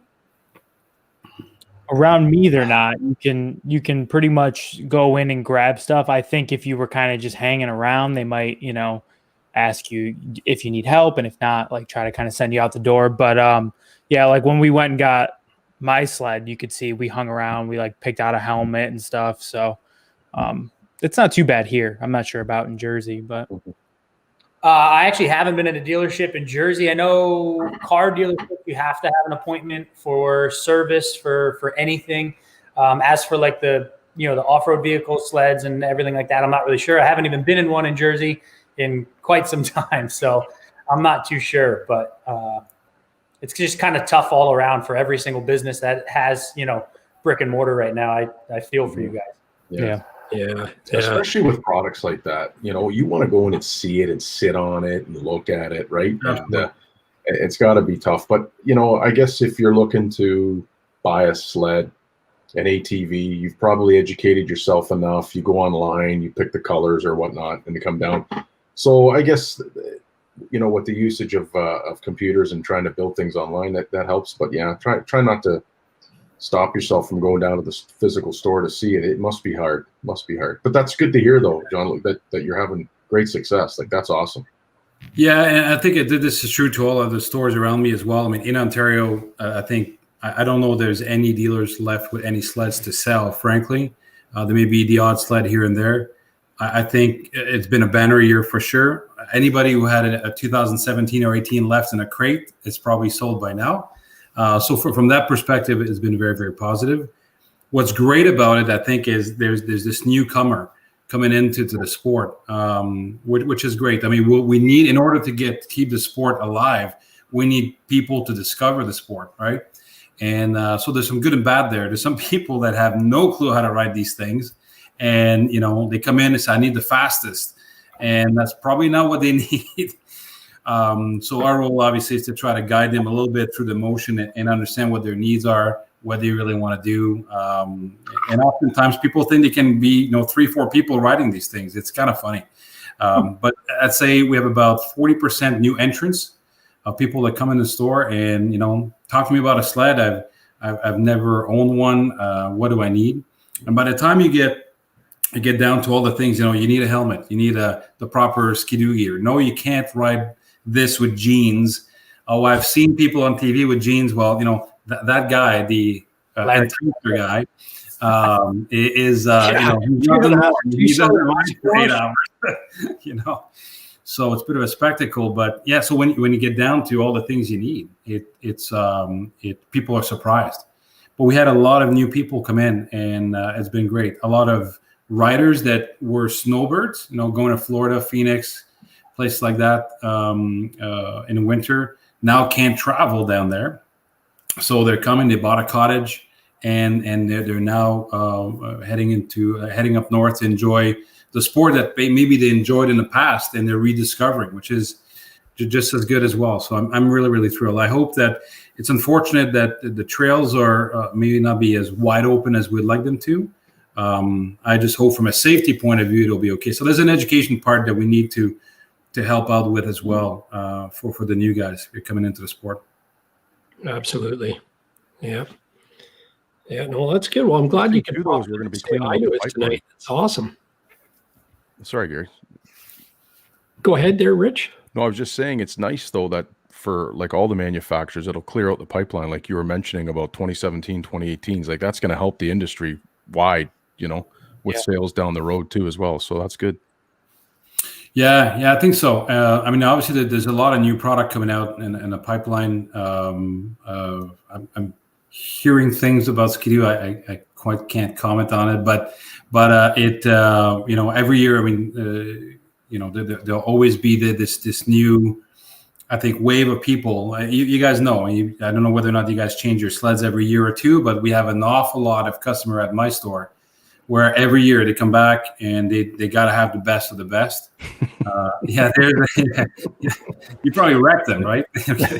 Are you one of those guys that bring them back and say it's in mint condition? Most of the time, 3/4 of the parts are all brand new still. So technically speaking. Yeah. But no, it's a lot of fun. I mean, I got to tell you, guys like Cord Brocks, the Cord Brocks of the world in my store, I love to be around them. They're just so passionate. I think that's what we like the best is a lot of our customers who are the diehards in our Ski-Doo, they live and die by Ski-Doo. No offense to Polaris or Arctic Cat out there. Yamaha people, they make a great product as well. They all have them, for sure.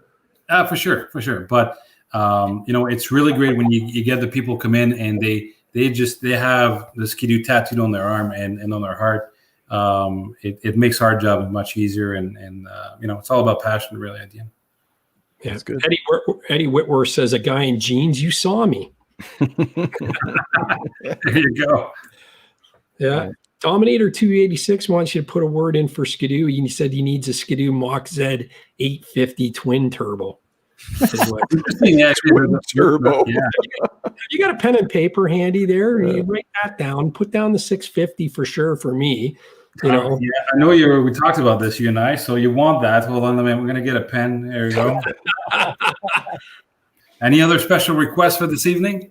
Twin turbo, twin pipes. Yeah, triple 850 triple with triple pipes. Yeah. E-Tech. I love it. Okay, all right. So that's a lot of stuff to write down. I'll tell you this. I mean, if there's one thing I know BRP is known for is bringing in some surprises and kind of just coming out of nowhere with things that we did not expect.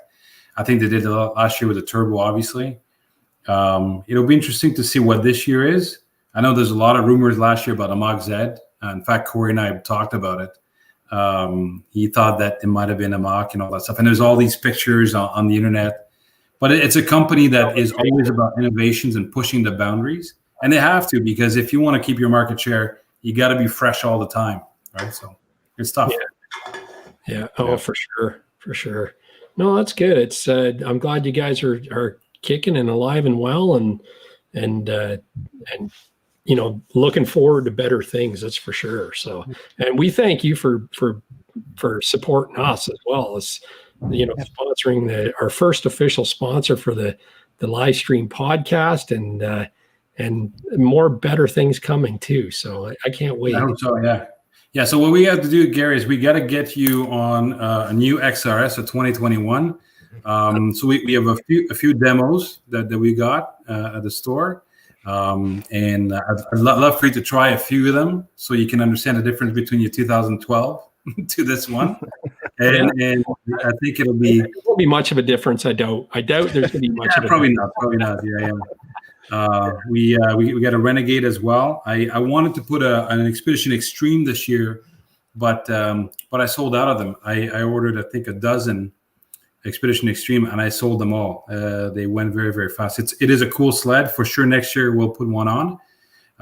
It's a wide track, but it's such a hybrid sled. Mm-hmm. It does a little bit of everything. You know, it's a trail, it's off road, it's this back country mixed with a Renegade and an MXZ XRS and utility sleds as well. So I'm looking forward to try next year. Yeah, well, they say that with the like in the Gen 4, you don't even realize it's an expedition. You know, like it does everything so well. Yeah, the guys at SnowTrax did a good piece on it, and I think they named it last year in the 2020 Sled of the Year. So yeah, anyway, they're very close to my cottage, and I keep wanting to run into these guys, but I've never had a chance to bump into them just yet. Nice. Sam Phillips wants to know if you think there'll ever be a 2-stroke snowmobile engine size bigger than 850. That's a good question, actually. You know what? It's funny enough. Last week on Saturday, I was talking to our rep from BRP about that because we had some questions from some consumers about it. And so I asked a question. I kind of threw a line out there to see whether or not I could pick the worms out of his nose, but he wouldn't really budge on it and tell me anything. I don't know. I know they're going to push the power side of things for sure. They're big on suspension and power, and that's where they're going to go. I think the backcountry is probably due for a bit of a change. I think. I don't know. We'll see. But I did ask them that question. They keep the dealership pretty much in the dark as well, as far as if there's a Gen 5 on the horizon or anything like that. Oh yeah, I'll tell you this. I mean, again, coming from the automotive industry for having worked there for the better part of 30 years of my life, you know, we would leak information. You see pictures on Google and all that stuff. BRP, until the moment in which we walk into the room where they reveal the stuff, until that moment, we have no freaking clue. Most of their staff have no clue. They see it at the same time we do. They do an exceptional job at it. And I think it's great because it keeps the mystery alive. Mm-hmm. It keeps people engaged. It's good for the industry. It fuels the passion for sure. Yeah, absolutely. Yeah.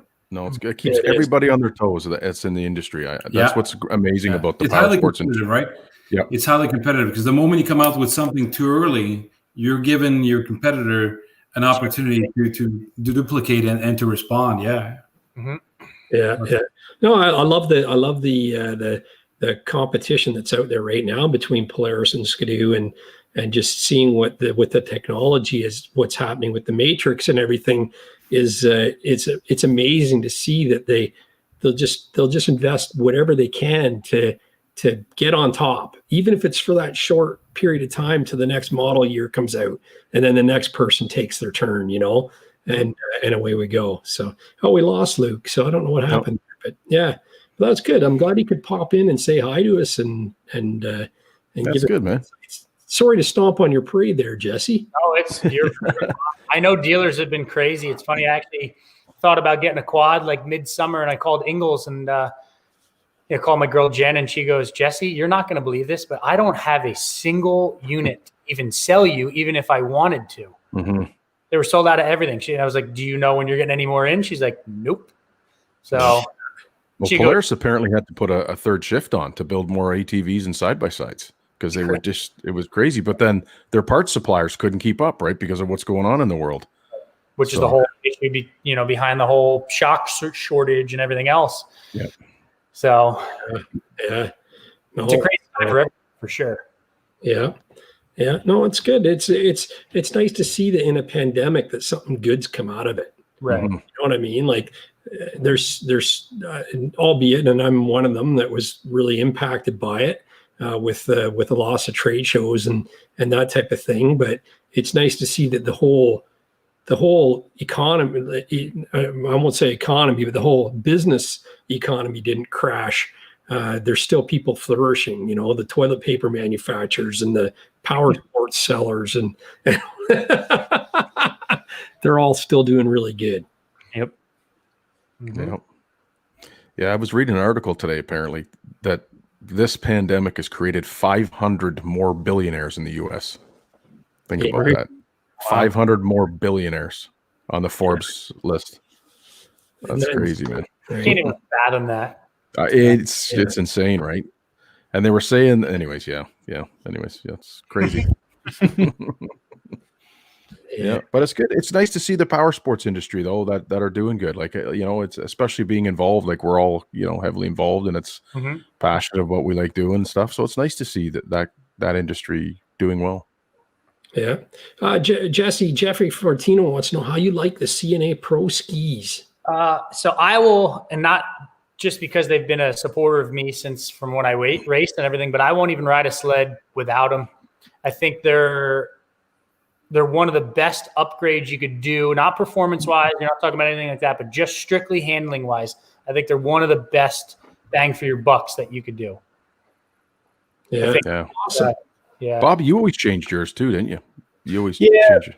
I always just found like with a good set of skis, your carbide isn't really like it's an important part, but you don't have to mess with it as much. Whereas I see like a lot of guys trying to make the pro steers work, and they're like, you got to do this and shim that and XYZ. And it's like, how much money do you spend to make those skis work over if you just swap to something else? You'd probably get the performance you're looking for, So yeah, and I think durability wise too over a stock ski, I think they're super more, very durable. I think the just the material, the thickness of it, everything is there more than a stock ski. So definitely, I highly recommend it. If you ever have any questions, is there any weight savings or are they? No, actually, I think if anything, they're a little heavier, to be honest.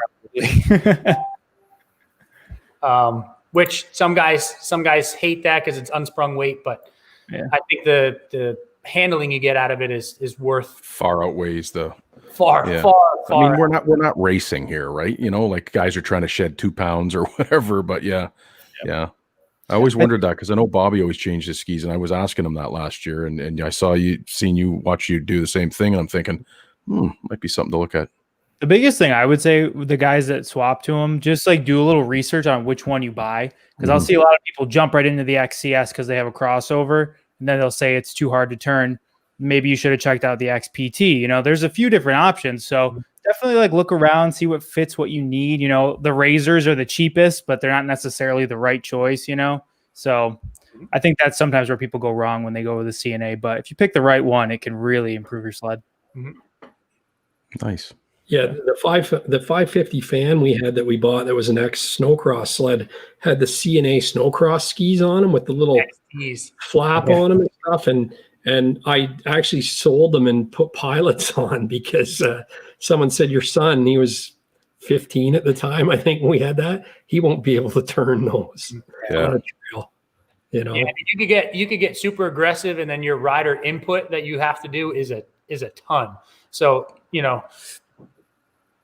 just like he said, you gotta research and see which one is best fit. And carbides too. A lot of guys go back and forth with carbides. Stud boy shaper bars or Woody dualies. Guys will just bicker back and forth, and it's all preference. No one is for the most part going to agree on a setup. Yep. And that's when I went over to my video. It's like, this is what I run. This is why I run it, and we'll leave it at that. So yeah. Now, Bobby, have you ridden the Pilot X enough to know if that's going to work for you, or what do you think? What are your thoughts on that? I'm not disliking it, but I think I have too much track for the stock carbide. So I did order a set of shapers, and I'm going to see how it does with a set of shapers on it. But yeah, right now I just have a little too much carbide, and I can feel it pushing. Sometimes I got to get off the throttle a little bit to get a little more bite out of it. But I think a bigger carbide will definitely help out. Yeah, if you've actually taken weight transfer off too as well, right? Yeah, but I really like that about the sled. So like this last week, I noticed I can lean back, and then I can I can lean in and have the inside ski bite, almost like a snowcross sled, or like lean out if like there's a berm and I want it to hook the berm. So I like that about it, but it does need more bite from like a carbide or a ski or something. Yeah. Like, is it a Renegade yours? I can't remember. Is it a 129? Renegade 137. Because on my Renegade 800, I put shaper bars on it, and it was the thing. Like even with the 137 inch and a quarter on it, and yours is a bigger lug than that. I found it made a huge difference with inch and a quarter. If you keep the carbides on, the skegs on, if you let them wear right down, so there's just the studs left, that doesn't work. It doesn't handle worth a shit. Yeah. You won't be turning anywhere on anything. I didn't. I took the bite harder tool up to sharpen my carbides, and we went out the one night. And I said, Drew, I got to do this when we get back. And we flipped it up, and there was just the studs sticking out at the bottom of the skis. I rode big miles here on dirt fields and ground them right off. Yeah, we were doing a little bit of road riding here. I'm probably going to need the bite hutter next week when I get back up there. Yeah. Just give it a little bit of a sharpen up. Keep them tuned up when they're still sharp, right? It's easier to keep them sharp when they're sharp, and if you let them go, it doesn't help at all. But so that's on my list to do my studs. That's something I learned about. Is I thought if the studs tip's gone that you're done, but I'm glad to that. So I can't wait to get into that. I got too much on the list to do. And you know what, Jean-Luc, my wife says, why you got all this stuff you have to work on all the time? Why don't you just get something you don't have to do any work on? I told you, Gary, she gave you the blessing there to get a brand new sled. Just wander on over to Jean. I'm sure he can set you up. I know a guy. For sure. But no, it's pretty crazy. Mm-hmm. There's always something you could do, though. Even if you buy something that you're not going to mess with, you always end up messing with it. Yeah. Oh, for sure. It's in the blood. I don't think that we could ever just leave something alone. I know I can't for sure. Well, it's funny watching your show there, Jesse. This is a brand new sled. He's doing all this stuff to it. Like, it's awesome. But that was probably some of the funniest stuff was just reading the comments, and people are like, "What are you doing?" I could go ride it just like it is. It is brand new, but it's just not my style. Yeah. Yeah. And you know what you like, right? So it's and it's the same axis chassis, very, like very you said. Particular when it comes to what I have and what I'm riding, and I want it to be a certain way. So I can't go to the store and buy it. So I'm going to build it the way I want it. So I think is the beauty of it is that everybody rides differently. They've got different needs. Mm-hmm. It could be a bunch of different stuff. Your weight, just the style of riding you do. Mm-hmm. I know Mr. Brock enjoys going at 175, 200 kilometers an hour. I couldn't keep up with him. It's not the type of riding I enjoy. I had a crash once, and it really, really scared the crap out of me. So as I was telling him today, it's always in the back of my mind. But everybody's different. That's what's nice about it. That's what's great about the sport. And together, when we share those experiences, there's no right or wrong. It's just what you like. That's okay. That's right. Yeah. I've never trail wise, race wise, I've never met two guys that are exactly identical on everything. Yeah, for sure. Yeah. Never. Seems like everybody's got their own personality, right? So right. Mm-hmm. That's what makes the world go round, boys. Right? You can wake up in different moods too, and some days you just want to tear, and other days you just want to cruise, right? Yeah. And some days you're cruising, but you're really tearing, and that's good too. So the one thing I'll tell you I would like to do is a trip out west in deep snow. Running a 154, 165, whatever the length of the sleds they have. I'd love to do that. Go to CKMP. That would be a trip that I'd love for Skidoo to do. And ironically, like last year, they introduced the 2021s on the beach in Cancun. I don't know why. A great spot. My wife was really appreciative of the trip. It was very great. happy. But for me, I prefer being in Whistler someplace and try the product firsthand. But apparently, most of the dealers don't enjoy a winter destination. They like a hot destination. So that makes sense too, right? Mm-hmm. I'm sure there was a couple of dealers there that probably wanted to take that on the beach and open her up, though. You know what? The funny thing is, I drew a real quick story. The Mexicans that were helping serve the booze and the food and all that stuff, they actually thought these machines were new for the beach. Right on. It was so funny. It was so funny. But anyway, sand drags, not never seen these grass things. drag. Yeah. Couple too many cocktails, and someone could be taking that in the ocean. Right? Yeah, sure. That's awesome. Yeah. But yeah, you're talking about going out west. We've been all talking about that, with the guys that we had on from the first couple of shows, and it's we all agreed, all of us Flatlanders, we have to get out west. and try it, because that's just something you got to do, right? Yeah. We had a customer of ours, Neil Hilschleimer. Maybe he's on this podcast. I'm not sure, but he just recently went and he said, Jean-Luc, he says, "No, I thought I was a good rider until these guys taught me how to ride."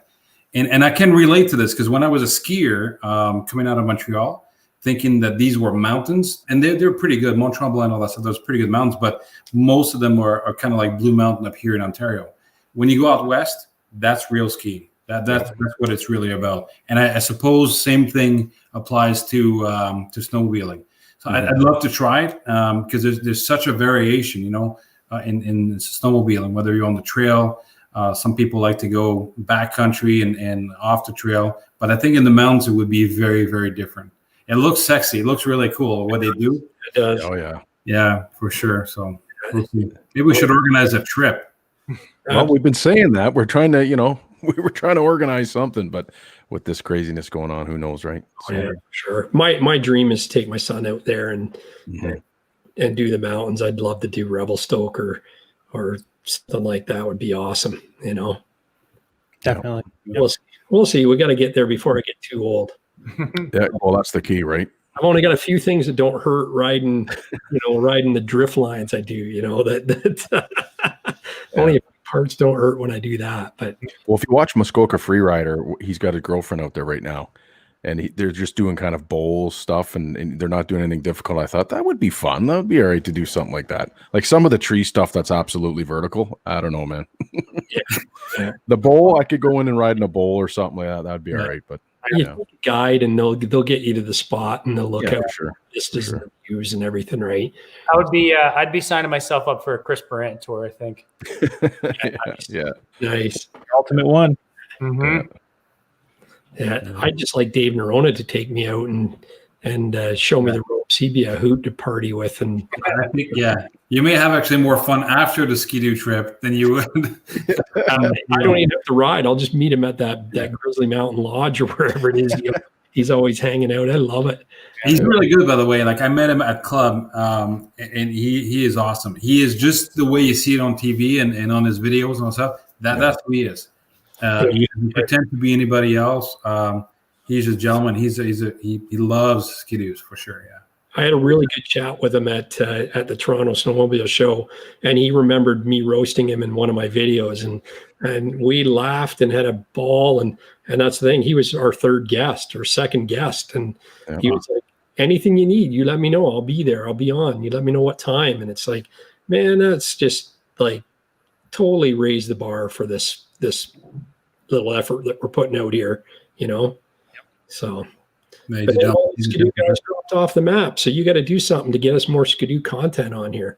I can just go to any Polaris rider like Jesse James, and he's on. Ski-Doo guys, I don't know. I don't know what the problem is. So we'll find some more. There. Yeah, we'll get there for sure. So Rich, what are your first thoughts on the new VR1? It's awesome. So my buddy has the VR1. I've got the Assault. And that's right. I'm sorry. Yeah. Yeah. That, like I said, the ergonomics we were talking about is huge over my 2020 Assault. The display is unreal. Those thermostat hand warmers. I've always wondered how the industry's taken so long. It's common sense. It's simplicity at its finest. I've got mine set on low, and they're at 100. And I've got the low setting at 100 degrees, and then my medium's 125, and the hot's at 158. And I haven't even tried the 158. I bet you it's stupid. My buddy Permani, he said it's too hot. You can't. So I grabbed mine on high, which is the 158, without a glove on, just to move the sled, and I was like, whoa. Yeah. And the amazing thing about them is if there's a crosswind, right, where it's colder on the one bar, it works on that bar and not the other one. Like it keeps the temperature. It's amazing. Mm-hmm. The gauge is amazing. So my buddy has a VR1, and we did the vehicle to vehicle. That was cool. And I let him take off, and I watched him. That's so that cool. thing is sick. And how fast it locks onto the 20 satellites, and it's like instantaneous. Mm-hmm. Like the old pit, I had the pit last year. That thing was that was long in the tooth. That's what I do like about the new one. And I haven't even messed with the maps or anything like that. So Yeah. That's good to hear that they're super quick. Yeah. But It's stupid fast. It is really cool, and I like changing up the gauges and everything, and you know, putting the music on. Like it's instant. It's fast. It's way better than the pit gauge was. So yeah. But yeah, and the motor, it seems just as nice. Like I said, I'm not using as I was burning a lot of oil on my 2020. It was really bad. So I think they finally got it dialed in with what's happening. It seems a little more snappier, but I said that to Steve. It's the first ride out. You know how you're always pumped and you're like, this seems snappier, but I'm like, it maybe probably just is the same. But it just, I think the way they've tweaked it with the software, it seems to be all right now. So yeah, it seems much better than last year. I think all around their tuning's a little bit better this year. Yeah. So that's exciting. But yeah, no, it's neat so far. Like I said, I only got 200 kilometers on it, so we'll see what's up. And I like the seat. Like a lot of people, some people in the forums are saying it's too slippery. I don't understand that, but I haven't gotten. People have issues with it falling off. I just don't think they're putting it on, correctly. You have to make sure it's locked in properly. I did it a couple times myself, and it's just you're not paying attention to locking it in. I forgot to lock it, Yep. but I think people aren't pushing it down enough to get it in that slot in the front, and that's why it's popping off on them. But yeah, and I mean, you changed out your shocks to the Fox. I mean, but I went from the basic Walker Evan, the black ones, to these Velocities, and it's a 2-inch diameter. They really beefed it up. Like I noticed a huge difference on the chop. Like I said, we did the railway line, and it was bumpy as hell, and we were just flying through it. And those Velocity shocks, they make a hell of a difference. So yeah, that's what a lot of the guys said too. That rode them, last year at the end of last year when they got released was. The valving and the shocks and everything was, superior to the 2020 stuff. So, it's good to hear that there is someone out there that did ride the factory stuff and said that it's, much better. So, yeah. And the ergonomics, like I that really blew me away. The difference of how better it is handling, like just the way. And again, it's just the plastics, and that's the same chassis. There's no different in the chassis. It's just the ergonomics of it being moved up like that. It's very noticeable. So Yeah, it's nice rider forward. It's easy to get over, on the side and hang your weight off it for a corner. So happy. Oh, my buddy's back. Come here. Hey, Jean-Luc says he's got to run, but thank you so much for joining us tonight. Yeah, my pleasure. Sorry, guys. You'll laugh at this, but I got to put. I love the dog. Mine was. I had to put mine behind, but believe it or not, I got to put my XPS oil booking order tonight.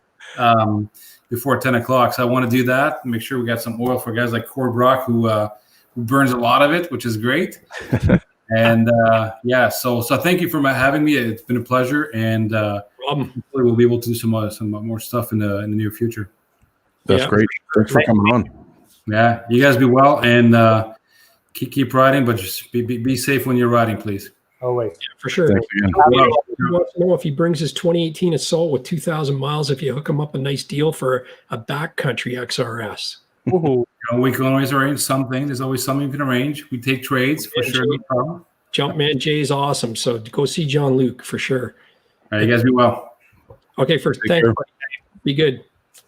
Oh, it was very nice guy, Gary.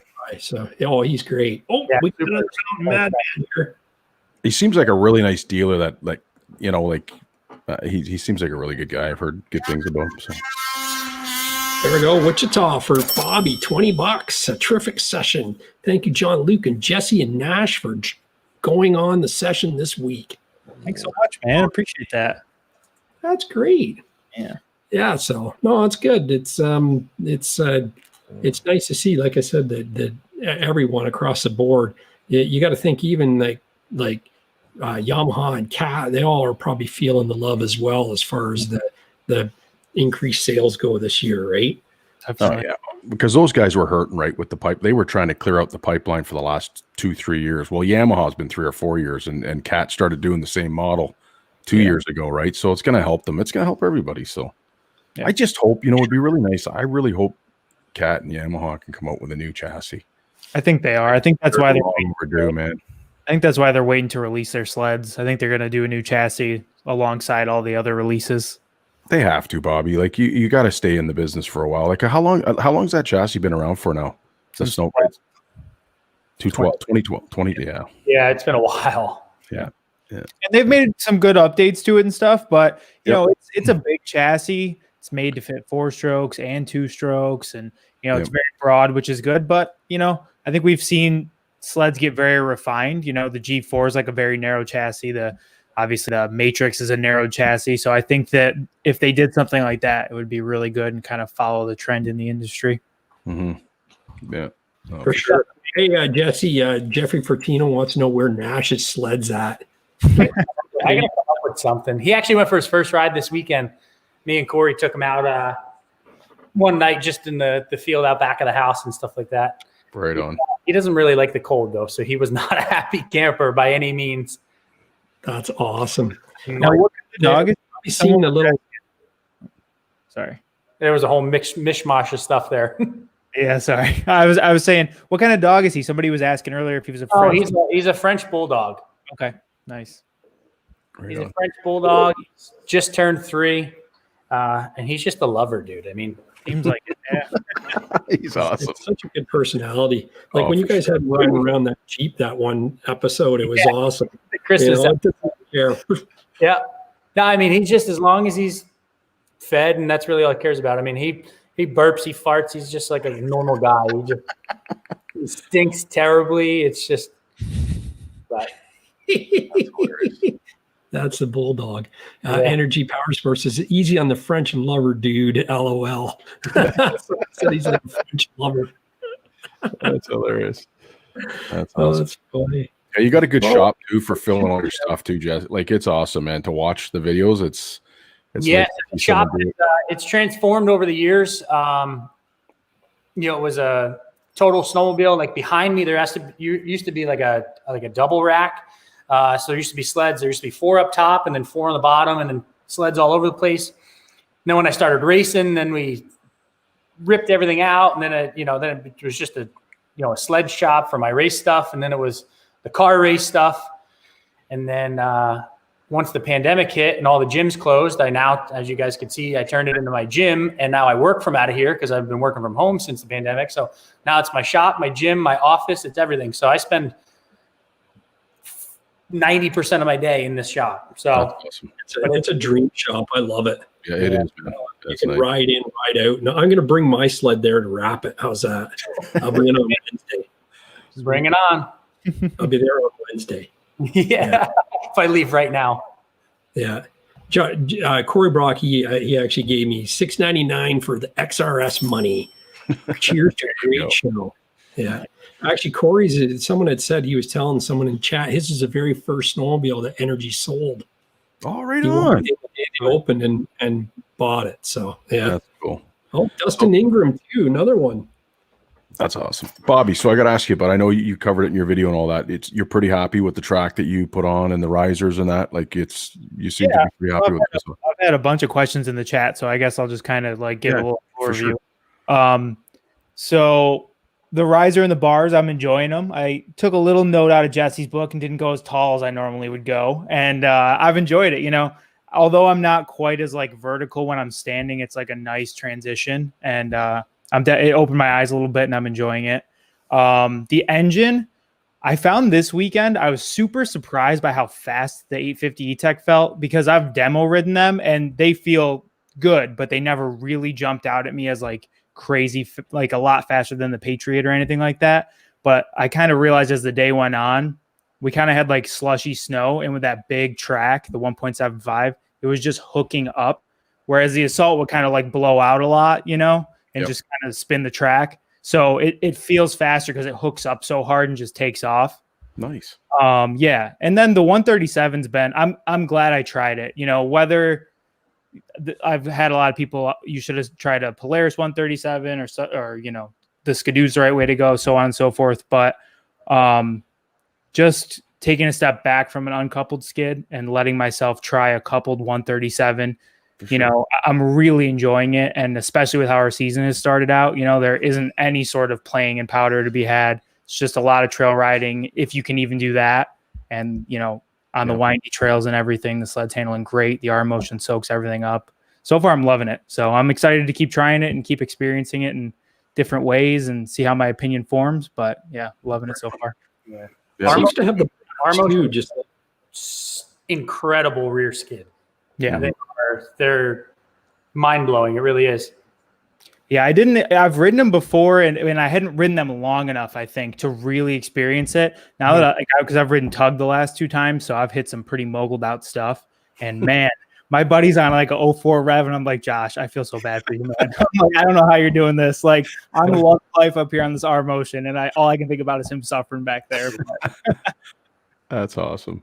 Yeah, good. Well, they say the R Motion X is even night and day difference from the old R Motion too. Yeah, I don't have enough experience on that one to be sure, but we have an XS in the group with the old R Motion, so maybe I'll get to swap with him and really compare the two and see what I'm thinking. Really? Yeah, when I switched with Dino, I put the R Motion in my 2009, and I've got an 1.25 inch lug on mine. He's got the 1.6, I think it is, Cobra on the XRS. It's a 129 too, but I found it a lot noisier than my skid. Yeah, it must have been just the lugs, and we're low. You'd be amazed at how much louder they get. Yeah, 7.5 is wicked loud. Like you were sharing that in your video, Bobby. I meant to ask you that too. So you can hear it in the tunnel, right? Yeah, hear it, and I can feel it. I can definitely, like in the lower snow, feel the vibration in the tunnel. It's not like unlivable, but it's apparent. You can definitely feel Bobby, it. which track did you end up putting on there? I have the Hurricane. Oh, you did? Okay. Yeah. Yep. Do you know if that's a 1-ply or a 2-ply? 2-ply. It is a 2-ply? Yeah. Yep. Which, for durability, it's nice to have. I have never really had issues with track durability. Yeah, but I guess it's a nice peace of mind. And it's the beginning of the season too, Bobby. Once you start getting a good hard pack and it starts getting thicker and there's more snow and you go in a fresh, you chose a good track. I mean, it's gonna be an amazing track. Yeah, I will tell you, going back to a coupled skid though, like because with the Assault, it always kind of pops the front end up, so it's doing it all day. With the coupled skid, like it kind of won't, and then all of a sudden you'll catch right, and it just freaking comes up, and you're like, "Oh God, got to be prepared for it." That's awesome. Hey, we got another mountain madman here. Oh, look at Mark Bowe. Right on. Mark Bowe with the $20. Thank you so much, Mark. That's awesome. Well, I'll buy a burger when we go riding. Yeah, and then Dustin Ingram, he said, looked like he had a big smile riding with your daughter. Keep the videos coming. And he says, Rich Outdoors needs more videos. I agree with that. I know. I've got a ton. Like I said, the second day was the best, though. The trails were so much nicer. There was a lot more snow up there. I was surprised heading up to the shelter, Gary, how much snow was up that way. Yeah. They actually had more snow than Kearney. I was surprised. The picture you sent me of when you were editing it on the screen, oh man, it looked like heaven, man. I was Corey said it was exceptional to horrible, but he said there was enough exceptional that makes it worth it, right? Yeah, no, but it was funny because we're noticing a lot more people out because of the pandemic. They're all up north. The people walking on the roads. We were coming back, and it was a trail cottage road, and this guy standing in the middle of the trail directing sledders. I'm seriously, we almost had a bad wreck because the guy coming towards us stopped, and Steve stopped, and then Rick stopped, and I came flying over, and I was sideways. And the guy's standing there looking at us, trying to direct, and we're all looking like, "What are you doing? Don't do that." But we just noticed that though. But again, you know what? It's the pandemic. Everyone's trying to get out for a walk, and I mean, they have a right to get out and walk. But it's like, buddy, what are you doing on the middle of a snowmobile trail? Oh yeah, for sure. And I thought for sure I had it on the GoPro, but I didn't. So because I was like, it was like I was sideways. I almost hit Rick. Like it was bad. On Facebook, there's more people using the trails to walk their dogs and stuff, and it's like, you know what? You have to use your head both ways. You know, if it's a shared trail like we have around this area, there's some like around Bellwood Lake, and when those trails were open, you knew as a snowmobiler that these are shared trails of cross-country skiers and walkers, so you don't drive like an idiot. But hey, when you're up on D Trail, the Seguin or whatever, and it's straight run or very few turns, and you're booking, you're not going to stand a chance if you're walking on that thing, man. Well, there was another day when we were up in Kearney on New Year's Day. Steve was leading, and there was a guy on a touring. He pulled right in front of Steve, right in front of the trail, and didn't stop. And Steve, thank God, and the look on his girlfriend when he looked back at us and seen us right on him, and it scared the heck out of him because obviously he looked and we weren't there, but all of a sudden we were. Like he literally had the entire trail blocked off. Like if Steve was hauling, he would have T-boned him. Yeah. It's the first weekend out too, Rich. Like it was the first real weekend of riding. So everybody and their brother goes out. Hopefully the novelty wears off. Hey, Rich, Bob, you got another one here. Tony Katz coming forward. He's Nice. $9.99. He says, keep up the good work, boys. Oh, and then Sam Phillips right behind him, $4.99. Appreciate it, guys. Too, man. There you go. Right on. I just wanted to mention that, Gary. Everyone have their eyes out because I'm telling you, and I said Steve and Rick and I were saying, I think this is just the kind of beginning of the season's going to be like. Again, everyone's locked up, so that when they're up north, they're out walking and all that. So, yeah, it's going to be trails are going to be a hell of a lot busier this year for sure. It was busy last year when it first opened. Drew and I were up, and we went up like a Wednesday, Thursday, Friday, and we came home Saturday morning. We didn't ride it all Saturday morning. And I remember leaving, and there's a Mary Lake's, one of the lakes, and you drive along, but you can see the trail crosses parallel to the road. And it was like a highway, bumper to bumper sleds both ways going across the lake. And we went, thank God we're coming home. And then we drove out where the staging area is, and there wasn't room for a car. And this is last year. So it's going to be like that this year. But that was opening weekend. Everybody can only go in certain areas. And that's the other problem is there's only a few miles of trails open on the weekend, right? So everybody and brothers honed in on that. And so once all the trails get more trails open, it's going to spread everybody out more too. Yep. Jeremy says Sunday was great. Not too many riders out. Yeah. Sunday, usually people are going home. So yeah, we don't usually ride Sunday because the trails are usually beat by then. But we're planning on doing a lot of weekday rides this year. Oh yeah, Sam Phillips says live chat's amazing. Rev Rider, love the videos. Need a fan ride. Just got to get some snow, and then hopefully we can get something going on that. Oh, absolutely, it's coming. It's coming. It's early yet, right? Got lots of time for snow to come. Jesse James, do you ride in any other places besides the hill? So that's my main place that I go riding. And honestly, just because they normally have most of the snow. It's probably the closest location for me to go that has snow frequently. Yeah, I could go to, Maine, New Hampshire, Vermont, tippy tops of them. But, then I'm doubling my trip. Then I'm, 8-9 hours instead of 4.5. So 90% of the time, I'd probably say I'm on the hill. My parents ride in Lake George. Also, they have a cabin there. So if they have snow, I do, some random trips there, which is nice because that's only 3 hours for me. So that's like I could close my eyes and I'm there. So yeah, nice. Lake George is beautiful too. I used to ride my motorcycle down there. I used to do Americade every year in June. Yep. Down Lake George, it's beautiful. That's beautiful. Yeah, it's awesome. That's where I grew up riding. That was like the main place that I used to go with my family when I was younger, and that's yeah, it's a nice area. It is. It is. Unfortunately, in the last few years, they've been getting less and less snow, so that it's tough. Yeah. So we're chasing snow somewhere. But I do plan on doing a trip. I want to do a trip up to New Hampshire, like Colebrook, New Hampshire, Pittsburgh. So we'll get up there. Yeah. Bruce Stewart says, Jesse, do you come from Coyne? I thought that was a place for a second. I didn't realize. Hard work. I was like, where's that? Yeah, hard work. Dirty hands, clean. $1 or two. You never know. Yeah, that's right. There you go. But yeah, hopefully we get some snow. Really. Yeah, Randy, I hear you. Yeah. No, I know. How was your riding, Jesse, over the weekend? Was it good or? It was kind of hit or miss. I mean, it was snow and I was riding, so that's always good. But trail wise, there were some pretty good trails. Had a decent, snow cover on it. And then you'd get a couple trails that were, pretty thin and you could hear rocks chatter and stuff like that. But I got stuck behind not one, but two groomers Friday. So those trails are obviously great. There's enough snow to groom. So yeah, again, and for everyone watching, the trails really aren't open in Tug Hill. It's just the seasonal road. So are a pretty large portion of the trails up there. I wouldn't even say large portion, but a decent portion. So we did have a playground to play on. It wasn't a very big playground, but we got some miles in and conditions varied. They really did.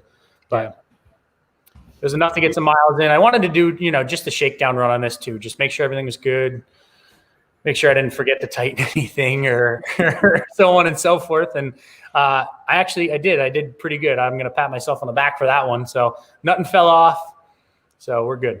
Nice. That's what it's all about. Like the first season riding is just to get the bugs ironed out. I figured out a new trick for my phone mount that I'm going to modify, and then I'm going to put the video out on that. And that ride, the light went off and went boom. Why didn't I do it this way? So I can't wait. I'm glad I didn't put a video out already on it. I started it, but I never did that. But hey, there's Muskoka Mike. Welcome in, man. Found the same. He said ran Sprucedale to Kearney, Sunridge, South River, and found Kearney and around Sand Lake was insane with people. He got above Sand Lake. It was not bad at all. He put 310K on this weekend on Sunday. Yeah. I want to ride his sled. He says 0 to 60 in 3 seconds is no lie. So it's basically this Viper that's converted to a Sidewinder. Nice. Yeah. So I love modded stuff. I'm such a sucker for modded stuff. Right. Yeah. I looked at it for him because it was in my area, and he asked me to go see it. I knew the guy selling it, and when the guy started it up, I went, "Oh yeah, this is a Mike sled." You remember? I don't know if you guys watched Snowmobile television too. Last year, Jeff took an SRX to a tuner out in Quebec, and there was 4 stages of this thing, and he said the 4th one was like stupid. The thing had 300 and some odd horsepower, and he said it's just the track, like the components can't handle it. Like it's, and all it is software and a little bit of tuning and stuff, and you can take that thing and get it off. It's crazy, man. I was like a buddy of mine just picked up one of the 900 turbos from Ski-Doo, and he's already sending me, tunes and exhaust. And he's like, I could get 205 horse out of this thing, and it's like, just by tuning it, which is, I think it's awesome. I think it's great. I love new technology. Yeah. It's wild. Once you start turbo and stuff, it's kind of endless power you get. Well, Gary, you can remember this back in the day. Like, I mean, back before everything got into fuel injection, there was fuel rails and that, and you were, the ambient temperature would change, and you had a pocket full of jets, and you'd pull over and you change the jets. And I'll never forget my 98 SRX. That thing was fast, and I jet it. And I mean, seriously, like, honestly, man, before it burnt down, it ran like crazy. It's like, oh yeah, it's like, yeah, no, it's crazy, man.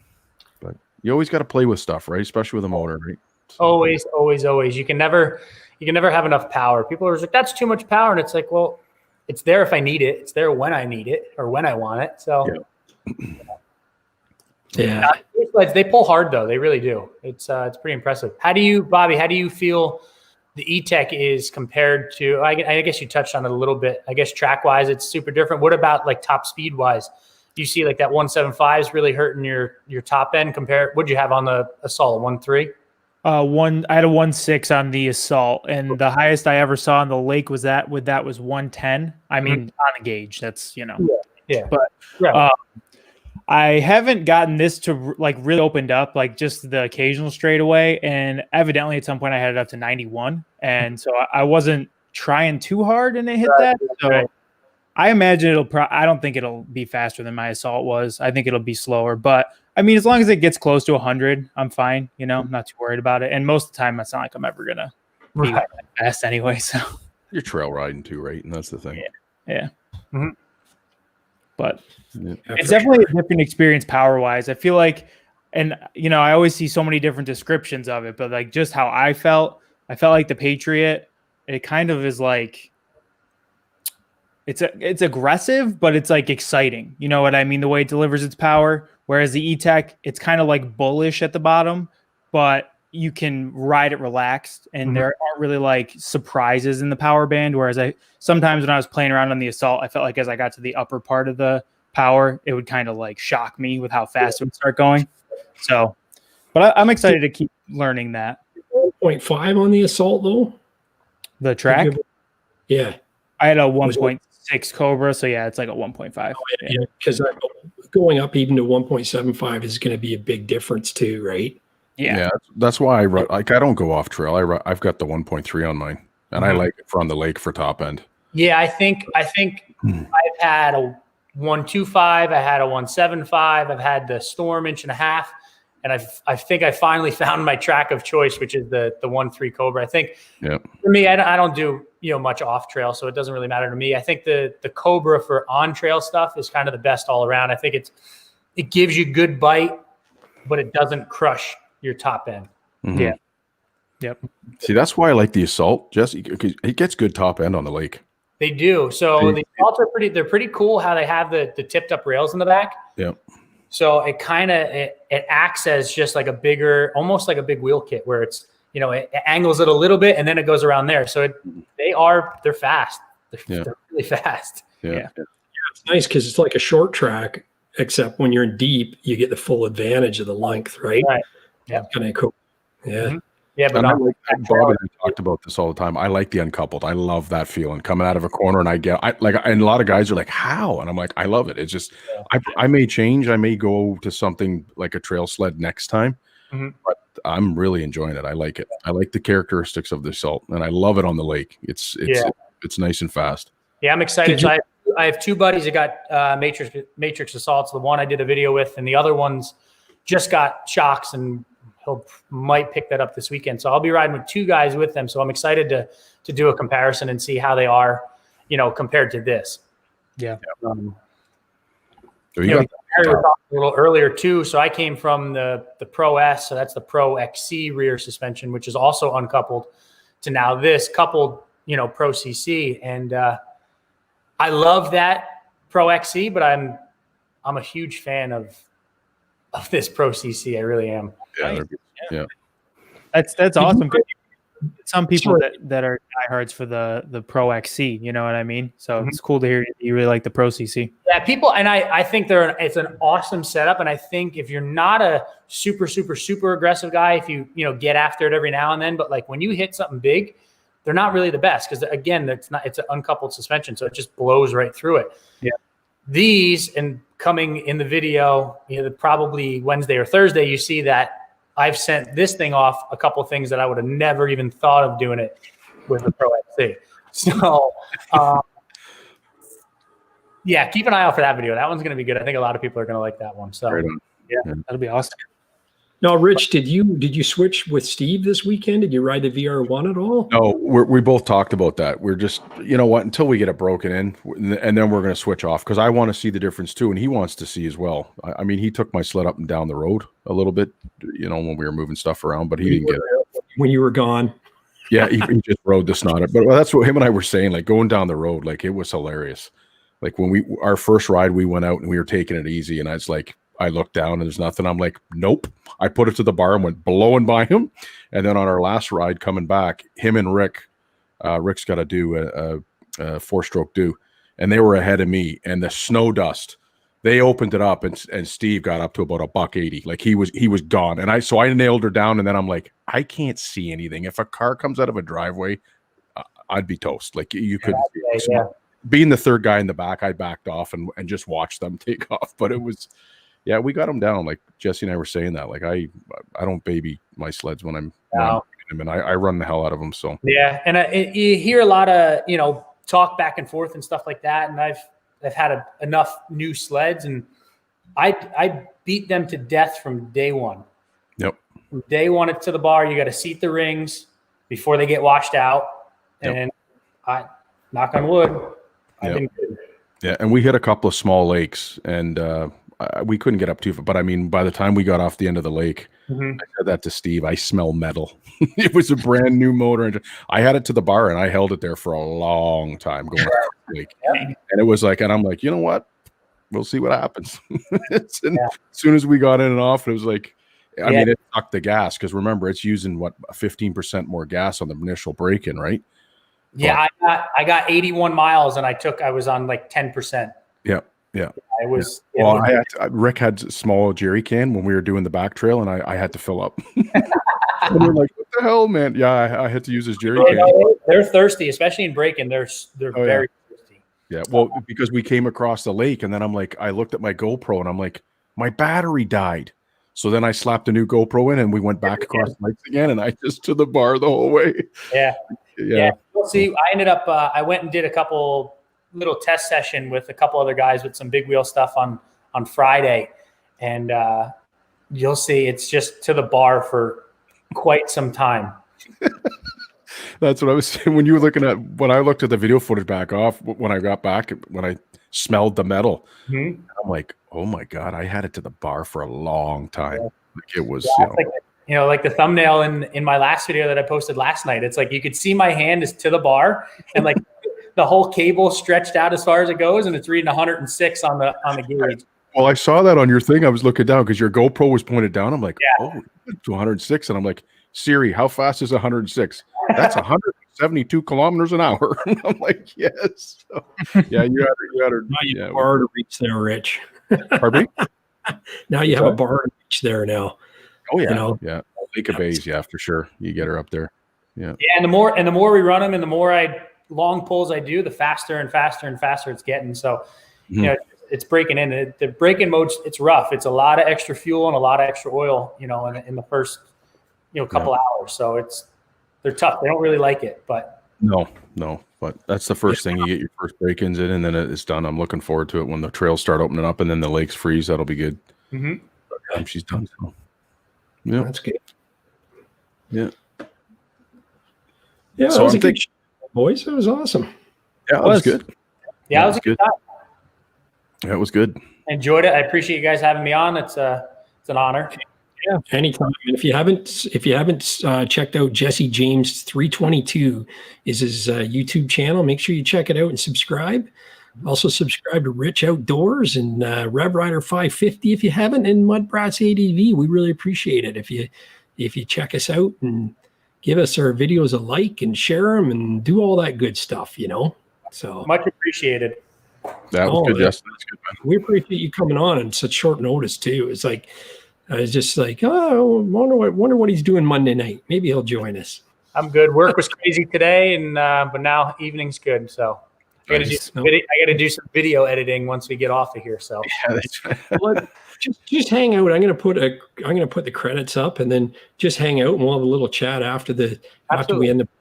But thanks a lot, everybody in the chat for watching tonight and joining in, and thanks for all the super chats too from Bobby and me, and we'll see you next week, Monday at 7 p.m.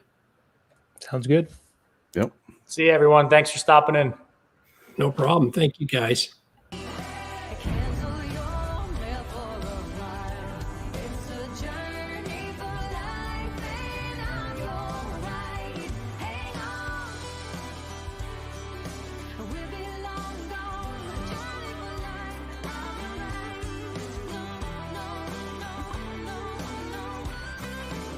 It's a journey for